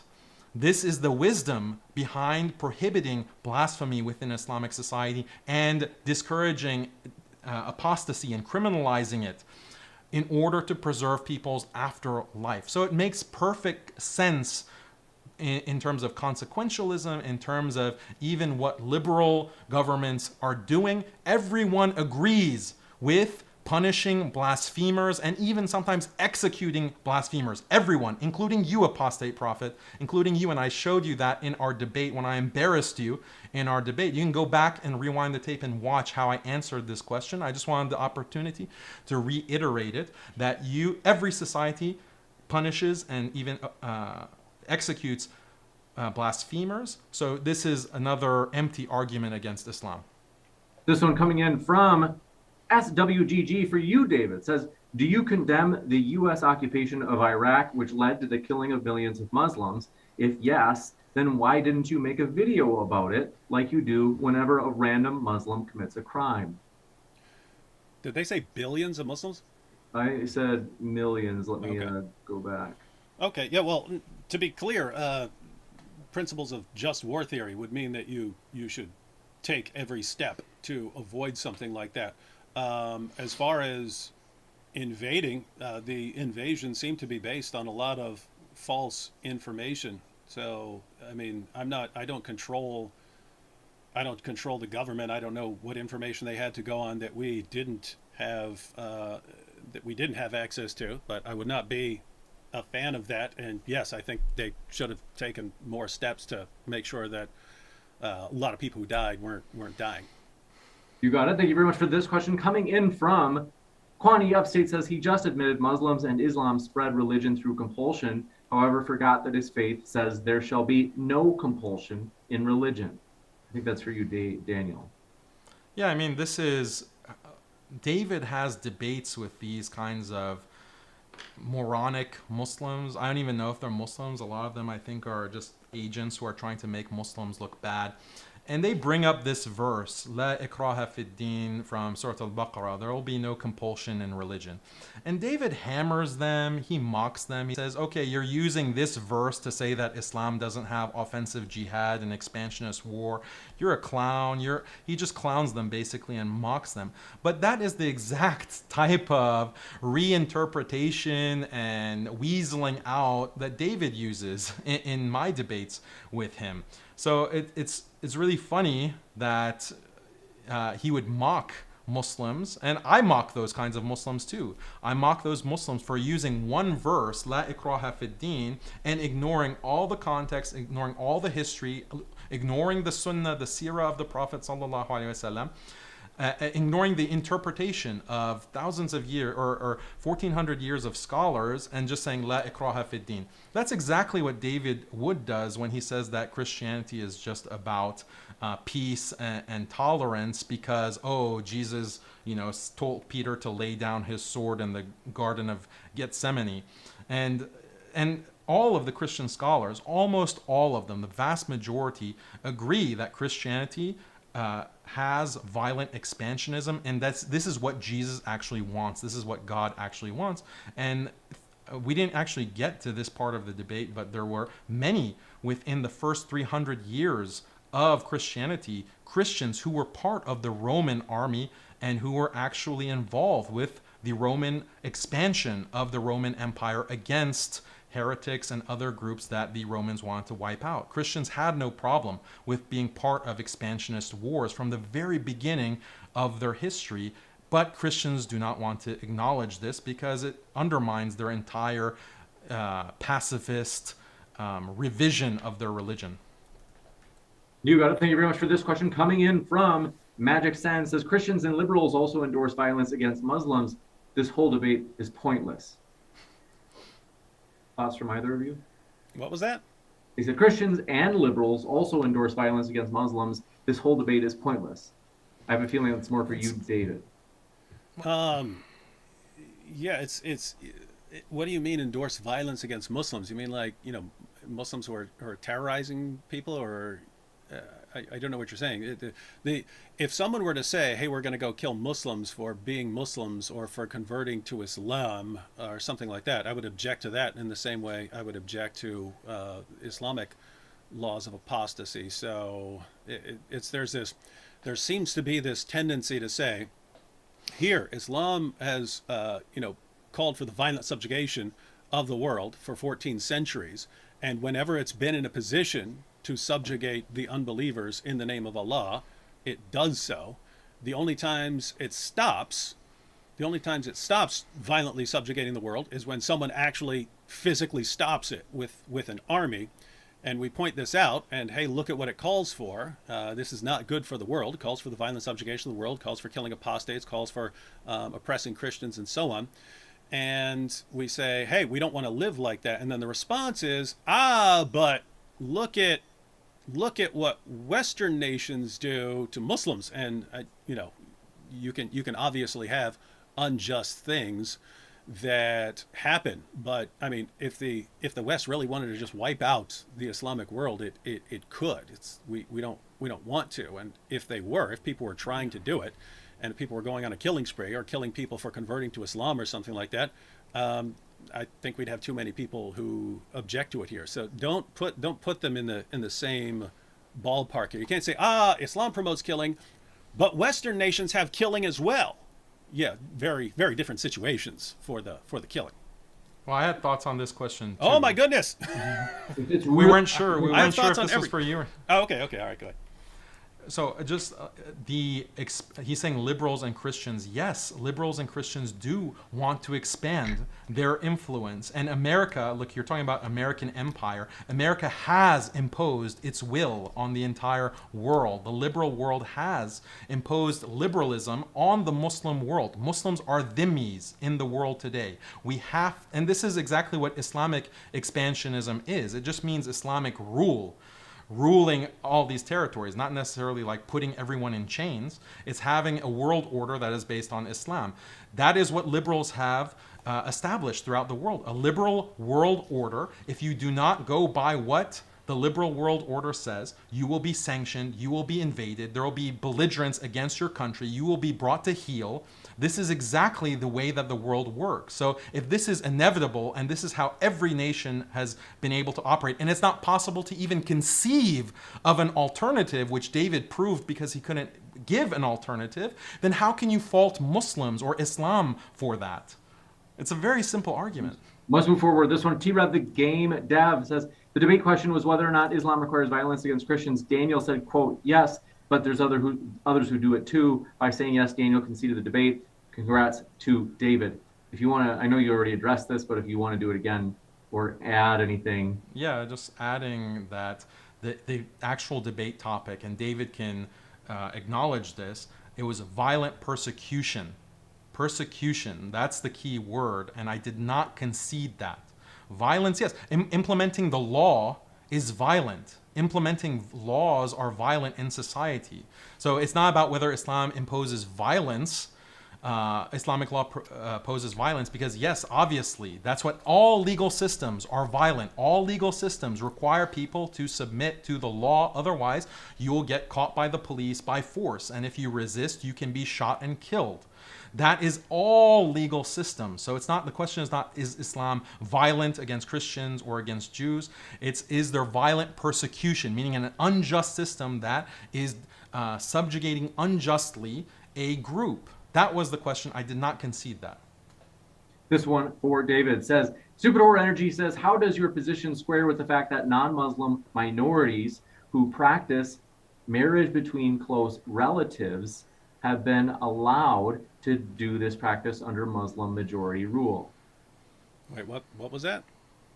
Yeah, maybe he's talking about Zoroastrians. Persian Zoroastrians had this what's known as mother marriage. Like the son could marry his mother in Zoroastrianism. So maybe he's referring to that was actually permitted. That kind of practice was permitted under Islamic law. And the justification given when you go to Ibn al-Qayyim, one of the major scholars of Islam, he said that this practice was allowed by the early caliphs or emirs over Persia because it's such a disgusting practice that there's no one really that's practicing it.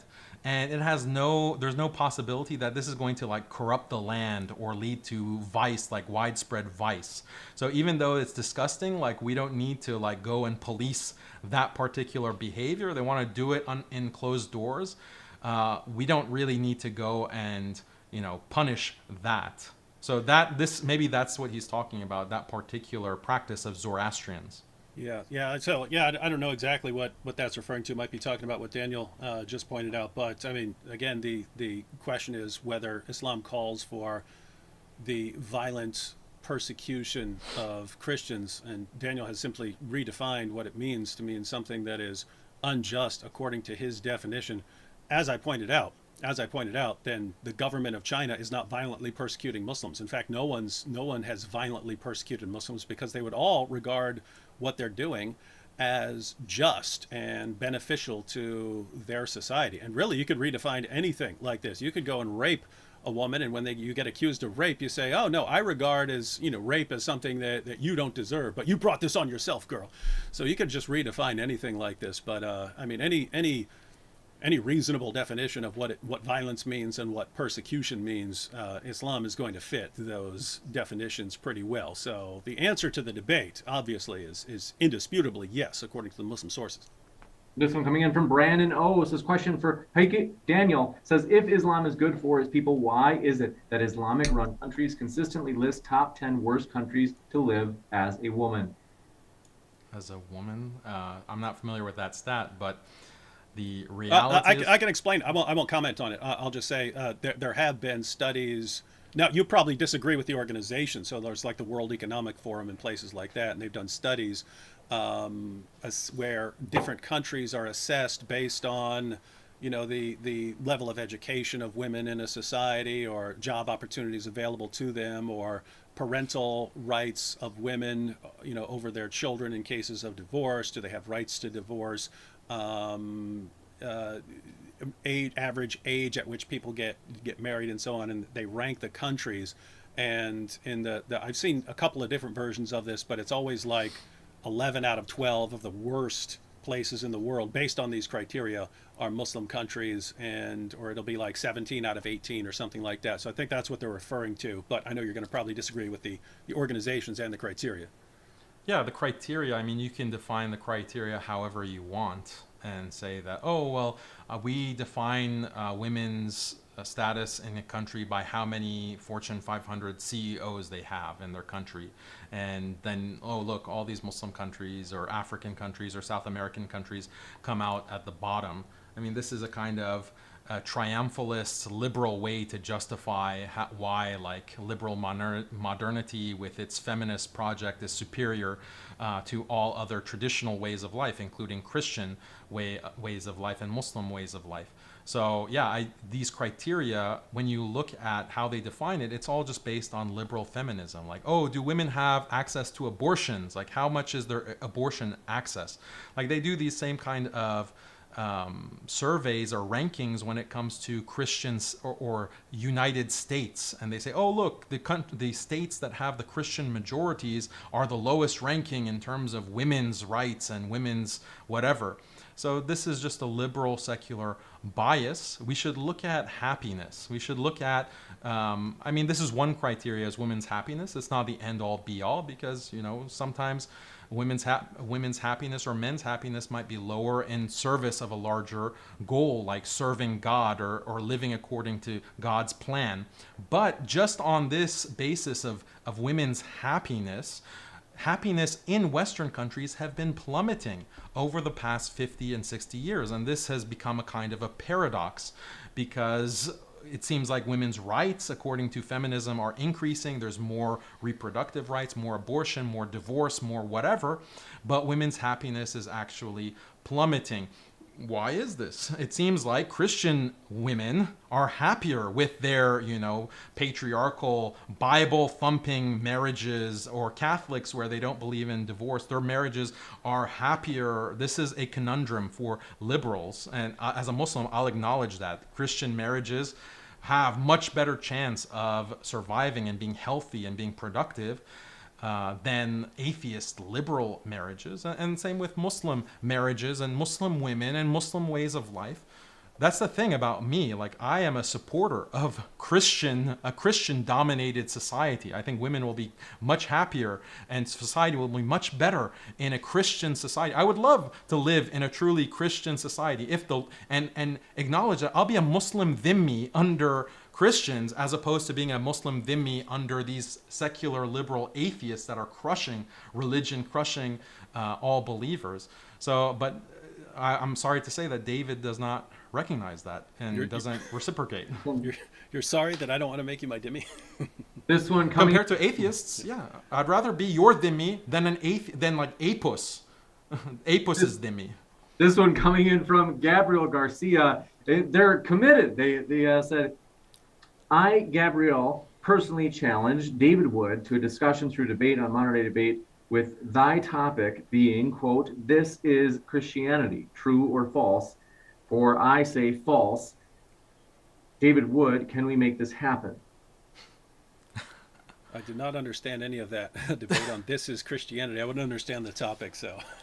Shoot me an email, Gabrielle. I gave you my email. Stupid Whore Energy says, why does Allah put enmity and hostility among Christians in Al-Ma'idah 5:14? Seems like an act of war and a violation of free will.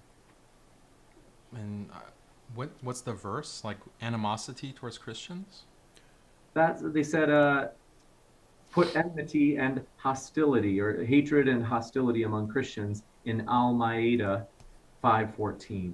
Among Christians? Like, so Christians fight with each other? Sorry, I haven't fully memorized Yeah, you're Quran, right. so I don't know. I'm new to it as well. Stupid Whore Energy, let me know if you want to clarify that. But this one coming in from Kwani Upstate says, I could just read the verse real quick. You bet. And with those who say we are Christians, we made a covenant, but they neglected a portion of what they were reminded of. Therefore, we excited among them enmity and hatred to the day of resurrection, and Allah will inform them of what they did. And so Cheryl Lee What's says, the verse number? 5:14 says, so we have caused enmity and hatred among them till the day of resurrection. So it looks like Allah is saying enmity, and he's causing enmity and hatred among Christians or something like that. Yeah, so, I mean, is there something relevant to the debate on that? Like, I think there has been a lot of animosity and hatred amongst Christians. No, I think it's In saying history. it's saying Allah did that. I think that's the objection. It's saying Yeah, why so did Allah do it? Yeah, so this is something that Allah controls, and this is something that God controls as specified in the Bible as well. God is also deceiving and scheming in the Bible. God is also putting hatred in the hearts in the Bible. We can go and look up the verses as well, but these same things exist. This is not like a actual theological distinction, as far as I can tell, between Islam and Christianity or even Judaism. So coming in from, do appreciate your question as well. For David, SWGG says, David, don't you think that the U.S. wouldn't have the highest rate of single motherhood in the world if it was ruled by Islam instead? This is that situation. This is that situation that we see repeatedly. If Islam would prevent some problem in some way, therefore, what would your objection to Islam be? Like if I say, oh, I sprained my finger, it really hurts, and someone says, oh, well, let me, stab you in your face with a rusty screwdriver, that'll make you forget all about, the problem with the pinky. Well, that's true. It doesn't mean I want to be stabbed in my face with a screwdriver. I mean, the idea that, hey, there are these problems and Islam is the solution. I mean, it's almost like you could pick anything and start picking out problems with it, and therefore present some solution that is not actually a solution. So you could take the medical field and say, look at all the malpractice, and look at all the people dying in hospitals, and look at the injustice, the rich people, they get better care, and look at all these problems. Therefore, you know what we need as the solution to all these problems that we point out? You know what we need as the solution? Leeches. We need to go back to leeches, and if we go to leeches, then we're solving all the problems with leeches. Then we just won't have this problem. And yeah, you could point out problems. That makes sense to point out the problems, but leeches would not be the solution. That would be a solution that no one wants. No one wants to have. Would not improve the situation. And so the idea that, hey, in order to lower divorce rates, we should adopt Islam. You're going to need a better case for Islam than that. This one coming in from, do appreciate your question. T-Rev, the game dev, says, Daniel, you said, quote, just pay the tax, unquote. Well, what if Christians refuse to pay? You used hypotheticals of disobedience to justify 434, in parentheses, wife beating, but you're trying to dodge the topic here. Where's the dodge? You're talking about jizya? Yeah. Pay the tax, pay the jizya. That's part of living as a non-Muslim in an Islamic government, in an Islamic nation. Same thing within secularism. You can argue whether a jizya is more burdensome as a tax burden, or the actual tax burden that exists in all of these secular countries. We just came out of tax season in the United States, and it's quite a large amount of your income goes directly to the government. And if you don't pay the government its taxes and get the IRS on your tail, let me tell you, it's not a pleasant experience. And if you try to dodge The IRS, the police are going to come after you. Actually, maybe the federal agencies will come after you. And if you refuse, them arresting you, putting you in jail, seizing your property, putting a lien on all your property, you lose everything that you own.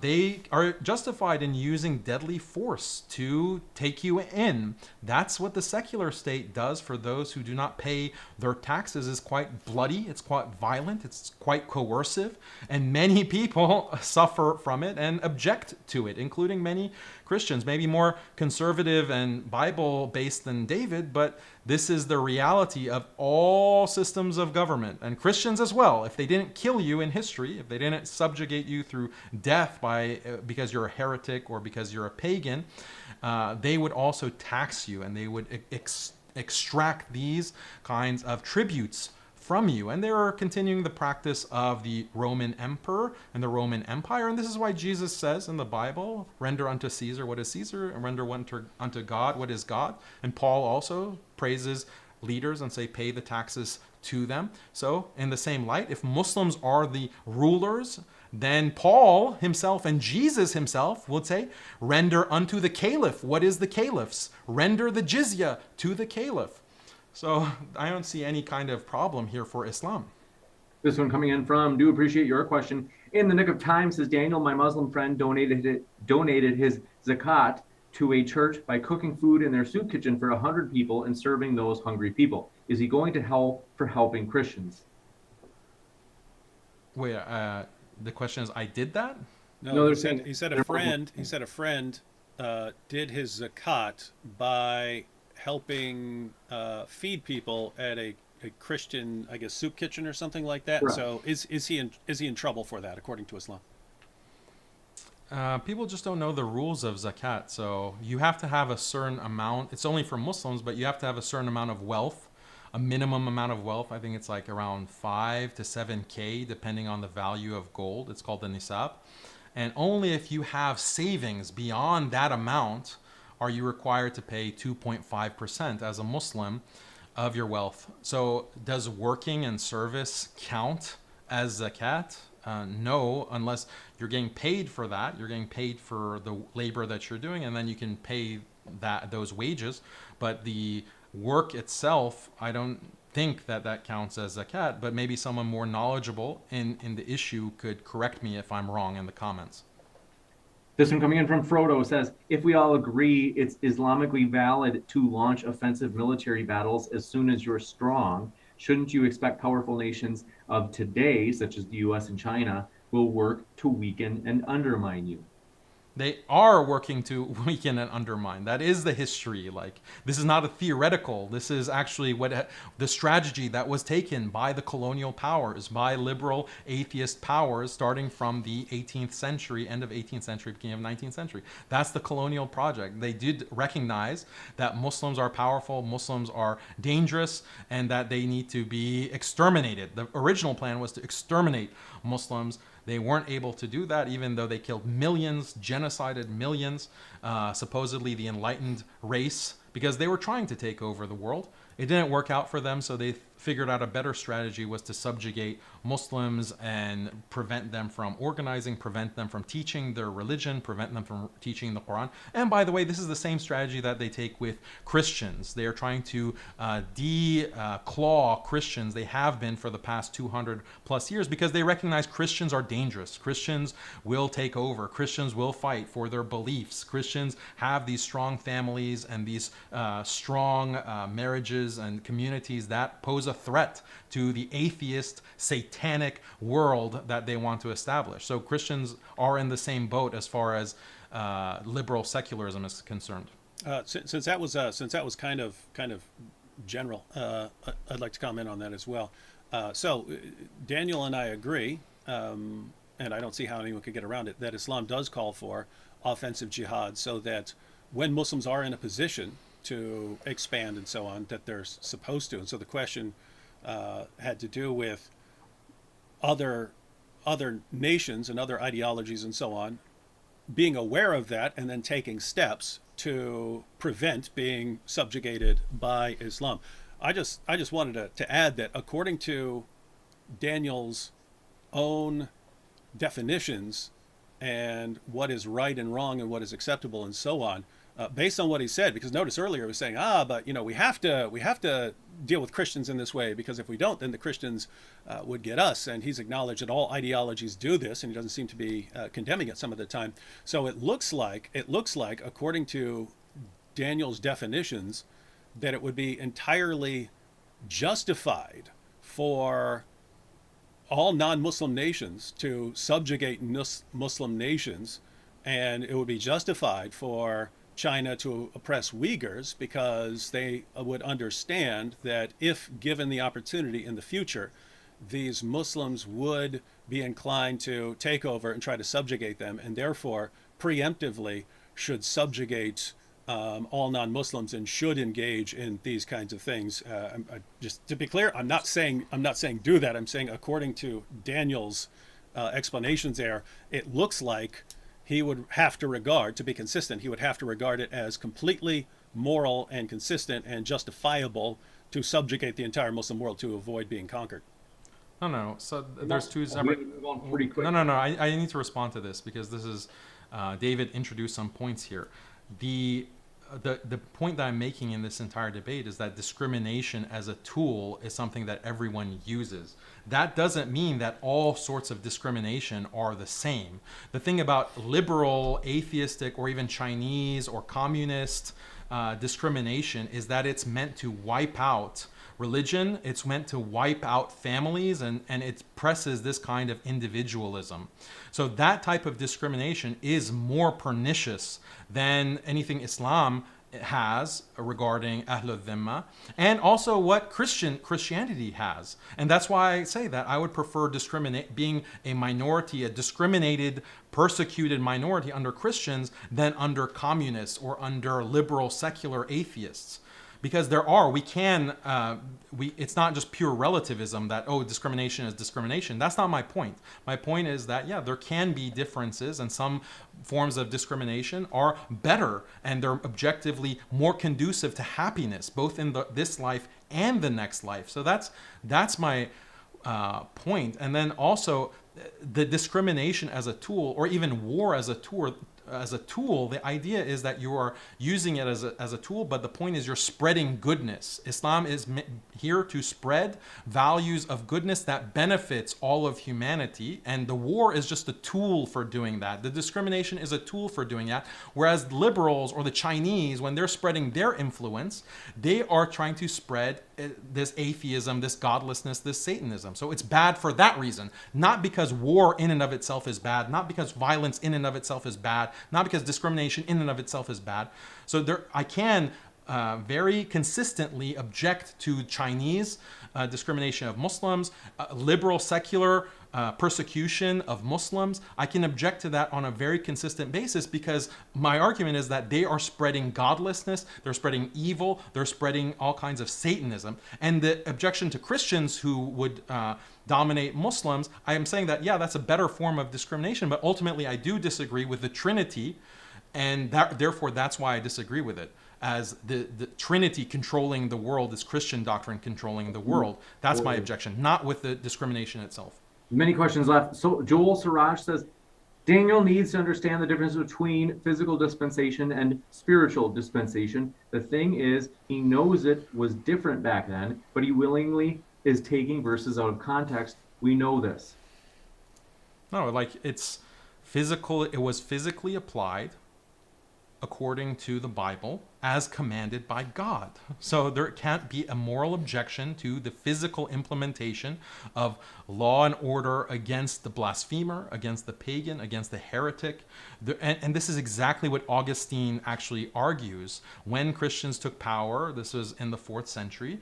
And Augustine is trying to justify, well, now we're in power, we are going to start punishing heretics, we're going to start getting involved in these expansionist wars.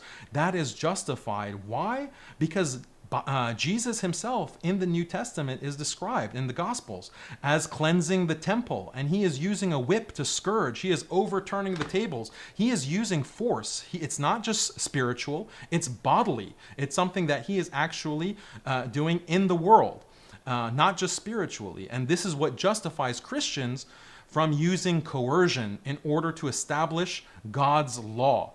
This is what Augustine argues, and it becomes a very compelling argument. This becomes the basis of the just war tradition. It wasn't a liberal tradition, and I recommend reading about this in Just War Tradition, a book by David Corey, I believe is his name, and he explains how coercion is part and parcel of a correct understanding of the Christian tradition. This one coming in from, do appreciate your question. Slappy says, Matthew 18:17, quote, and if he will not hear them, tell the church. And if he will not hear the church, let him be to thee as the heathen and publican. The early church teaches freedom of religion is heresy. So I think that's for you. That's for David.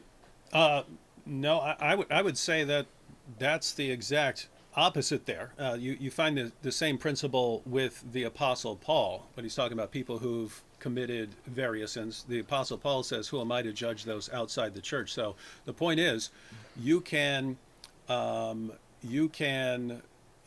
violate moral commands consistently enough to the point where the church says, look, there's the door. There's the door. So that would be a kind of like excommunication. Like you are no longer part of the fellowship of believers as long as you persist in, could be this heresy or so on. But that's not, no one's stifling your freedom there. You're free to be as heretical you want under that. You could say, in a later a later Christian country or something like that, you didn't have that freedom. But saying, hey, there's the door of the church, if you don't want to abide by the rules and teachings of the church, that's not stopping your freedom of speech or your freedom of religion or anything else. It's just saying you don't actually qualify as a Christian anymore. And if you don't want to live as a Christian, there's the door. There's the door of the church. So that's what that's saying. That's not helping anyone's case here. This one coming in from, do appreciate your question as well. Albert Leon says, Jesus never commanded war or demnitude. Why isn't David stopping him from saying that lie? No, because you have to look at what Daniel's saying. Daniel is saying that Jesus, as you can't actually say Jesus, you can say the divine Son or the second person of the Trinity or something like this, as the triune God of the Old Testament commanded war in certain situations and so on, and therefore I can't condemn war in all situations. Well, I don't condemn war in all situations. But Daniel would also be saying, and I'm trying not to straw man or anything here, that certain things that we object to in Islam would have parallels in the Old Testament. So why do we object to them in Islam if they have parallels? And so he would say that these were ultimately commanded by Jesus before his incarnation. And so we've already been through this, but my point is not that I would reject war in every situation or something like that, or killing in every situation. It's, you see a progression. The idea here is, same with the Bible or with the Quran. So if the Quran starts with something, Allah says that he can abrogate it and that he'll bring something better than it or like it. If you start off with a situation that is limited in certain ways, it's limited in space, it's limited in time, it's limited in extent, it's limited in various ways, and then you eventually get to this, these are the teachings that you bring to the entire world, it seems like the final marching orders are what are most relevant. And if the final marching orders are significantly different from earlier revelations, it seems like, okay, there was some important place for those things at one time, but it's not the final marching orders. So God, as far as what God wants for the world, you have to go to those final marching orders.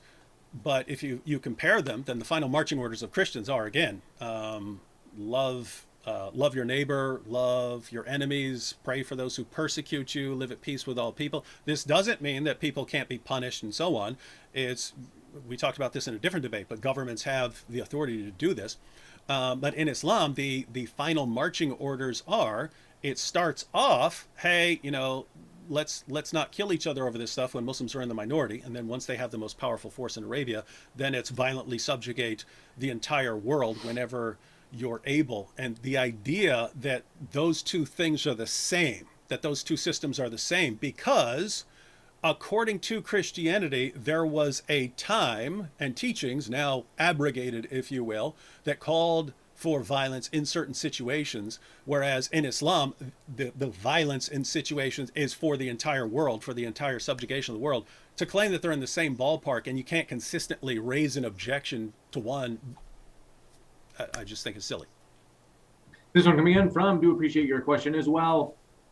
Born again Rome says, Daniel, can God command an immoral thing? Is God not the authority over what is and isn't moral? Yeah, I mean, this is divine command theory. Like, I agree with that. Like, this is not an objection. Like, what is immoral? It's contingent on what God defines to be immoral. I think me and David are agreed with that. I think we can make appeals to what is intuitively right and wrong, and that's what you would do in an argument with an atheist, for example. You would argue about, well, what do people historically and humans biologically consider to be moral or immoral? That's in a debate with an atheist. But with a Christian, I think me and David don't have any philosophical disagreement here. That, yeah, what God does define what is immoral and what is moral. And sure, God can change the application or the applicability of certain commands at different points in history. But you can't say that something that God permitted at one point in history, but then prohibited at a later point in history, you can't say that, well, that thing is inherently immoral. And I'll give you an example of this type of mistaken reasoning that's brought against Muslims. So a lot of Muslims today will say that Islam actually prohibits slavery. Slavery is no longer allowed to be practiced. And that is the consensus of the scholars. And that is often brought up by apologists, Muslim apologists, and what David calls dawagandists. But what Christians will bring up, what atheists will bring up, is that, okay, fine, it's not allowed in this day and age, but there was still a point where Islam is okay with slavery, right? And the implication is that slavery is so inherently immoral and wrong that the very fact that at one point it was allowed in Islam is morally disqualifying of Islam. That is the argument that they make. And it's a very sensible argument. And that's why I don't engage in those kinds of apologetics. I defend slavery and the practice of slavery, as you can watch videos on my channel, and I explain that this is a historical universal, and there's good reasons to practice it on a rational, reasonable basis. But this is the exact same kind of argumentation that I'm using against David and the Christian apologetics. I'm saying that, look, these practices of expansionist war, at one point, God allowed it. Okay, fine. If you want to say that's not applicable in this day and age or after Jesus, there's a new covenant, fine. I'll concede all of that. But you can't say inherently there's a moral problem with violent expansionism. And so much of David's videos and his missionary work basically gets mileage off of this kind of unstated assumption that, violent jihad is inherently immoral. He gets so much mileage out of that because he's taking advantage of the inherent liberalism of his audience. And this is something dishonest. He should be honest with his audience and say, hey guys, as he's done in this debate, like when you push him and you confront him, he has to concede it. But hey guys, look, this is something that is acknowledged in the Bible. David should recognize that and teach his audience that, expansionist war, God has allowed that at certain points. So it's not inherently immoral. It's not inherently evil or unjust. And as a matter of fact, every group, once they get power, they will want to spread their influence. And I asked David if he were the king, would he influence the world by having Christianity be privileged and having Christian values be privileged? Like, wouldn't that be a sensible thing that every Christian would automatically say, yes, of course, if I had that kind of power, I would want the words of God Almighty, Jesus Christ, to be the highest? Wouldn't any Christian acknowledge that? But apparently David is not that type of Christian. He thinks, no. Neo-Nazis we can prevent from being in government, but Christianity, everyone should be equal.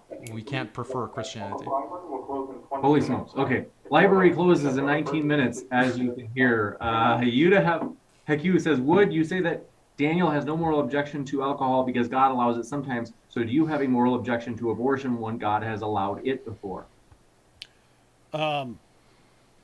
You're talking about a different kind of allowing here. So in Islam, it was at one point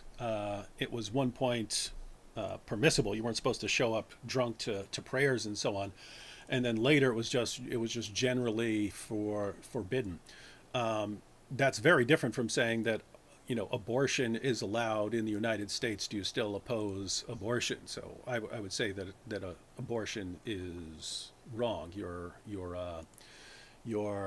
You're stopping the actualization of the image of God in someone. So if Daniel actually wanted to know if I were making rules, and this will get me in trouble with a lot of people. If I were actually making rules and I were king of the world, I would outlaw abortion. So we can say that. This one coming in from Slappy says Romans 13, 1 through 14 proves the Catholic truth against religious liberty of false religions. I support you, David, but don't reject Christian tradition. That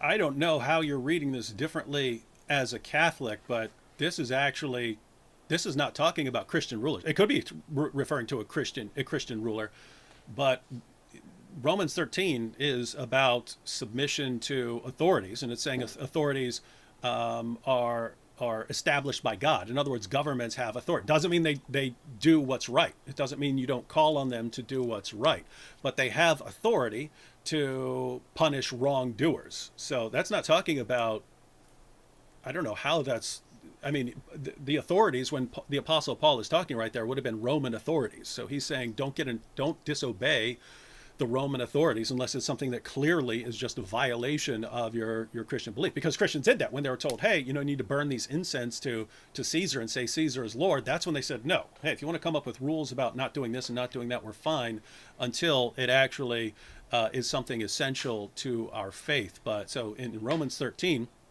the Apostle Paul talks about submitting to authorities having power from God. So that's exactly what I believe. In fact, I brought that up, I think, quite a bit in our last debate, but also here in Romans 13 to tie into what I've been saying in this debate, starting in verse 8, owe no one anything except to love each other, for the one who loves another has fulfilled the law. For the commandments, you shall not commit adultery, you shall not murder, you shall not steal, you shall not covet, and any other commandment are summed up in this word, you shall love your neighbor as yourself. Love does no wrong to a neighbor, therefore love is the fulfilling of the law. And it's just interesting because Daniel would regard me saying, hey, that's what I'm commanded. I'm commanded to love people as the fulfillment of the law. And Daniel would say, well, this is the miracle of reinterpretation. I'm just reinterpreting. It's not miracle of reinterpretation to say, these are the final marching orders. These are the commands that are directed towards me. Yes, God can have different covenants with people, and God can judge the world if he wanted, and God could have made different rules and different commands if he'd wanted to. But what I'm actually called to obey are these commands, and I'm going to obey them. And whenever I say, hey, these are the commands that are actually directed towards me, commands that are part of a different covenant, not directed towards me, I'm going with the commands that are directed towards me. The response is, it's the miracle of reinterpretation. Well, we are going to read just the questions that we absolutely can, folks. So sorry if I don't get to your question. Email me at moderndebate@gmail.com if we didn't get to your question. I am sorry about that because I am going to get kicked out of here in about 5 minutes. I've got to run. This one coming in from T-Rev, the game dev, says, Daniel, you're clinging on to violence from the old obsolete covenant to fit your narrative. If you work for a company and they change their policy, would you still abide by the previous policy and ignore the new one? Completely misses the point that I just have repeated and what David said himself right now. Like, yeah, I concede. Okay, fine. According to Christianity, the old covenant is obsolete. Okay, fine. It's obsolete.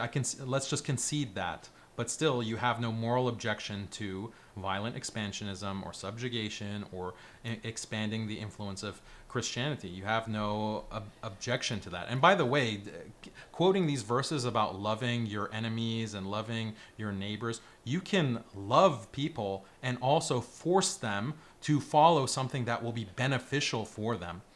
Parents do this all the time. Parents will force their children, coerce their children to abide by things that are going to be ultimately beneficial for those children. In the same way, Christian scholars believe that loving humanity and loving your enemies was perfectly consistent with subjugating them, even killing them. You can kill someone, that will be better for them, and that is part of love. This is what Christian scholars have actually argued. And the Islamic view as well is that the expansion of Islam is because of love, is because of mercy for all of mankind. This is a mercy because this is the way of life that is going to best serve humanity in this life and the afterlife. It is also about love. There is no contradiction between violence, war, subjugation, discrimination, and love and mercy. There's no contradiction. So it looks like Daniel once again is making a case for why people should subjugate the Muslim world. Very, very interesting. This last one, Bladvad, thanks for your question, says apostasy law isn't as black and white as Imam Hanbal categorized public and private apostasy in which the latter isn't punished. David, USA has death penalty for treason and espionage. Is it wrong? It depends on what the treason. I mean, I'm not for the death penalty in general nowadays. I don't condemn it for all times because I mean it can be, you can kind of go either way. I'm just saying if you left it to me and said should this person be put to death, I probably wouldn't put people to death anymore. I'd probably lock them up. But I don't make the rules. As far as the governments are concerned, yeah, you punish treason, certain kinds of treason that are a danger to your nation. You can impose the death penalty for those kinds of things. You can impose death penalty for murder and all sorts of things. But to draw a parallel with Islam on this point really shows the problem. It's, hey, if someone leaves Islam, we're going to regard that as treason against the nation and just kill them, right? I mean, treason in a place like the United States or Western nations is like you're giving secrets to someone who's going to come and attack your nation and get everyone killed.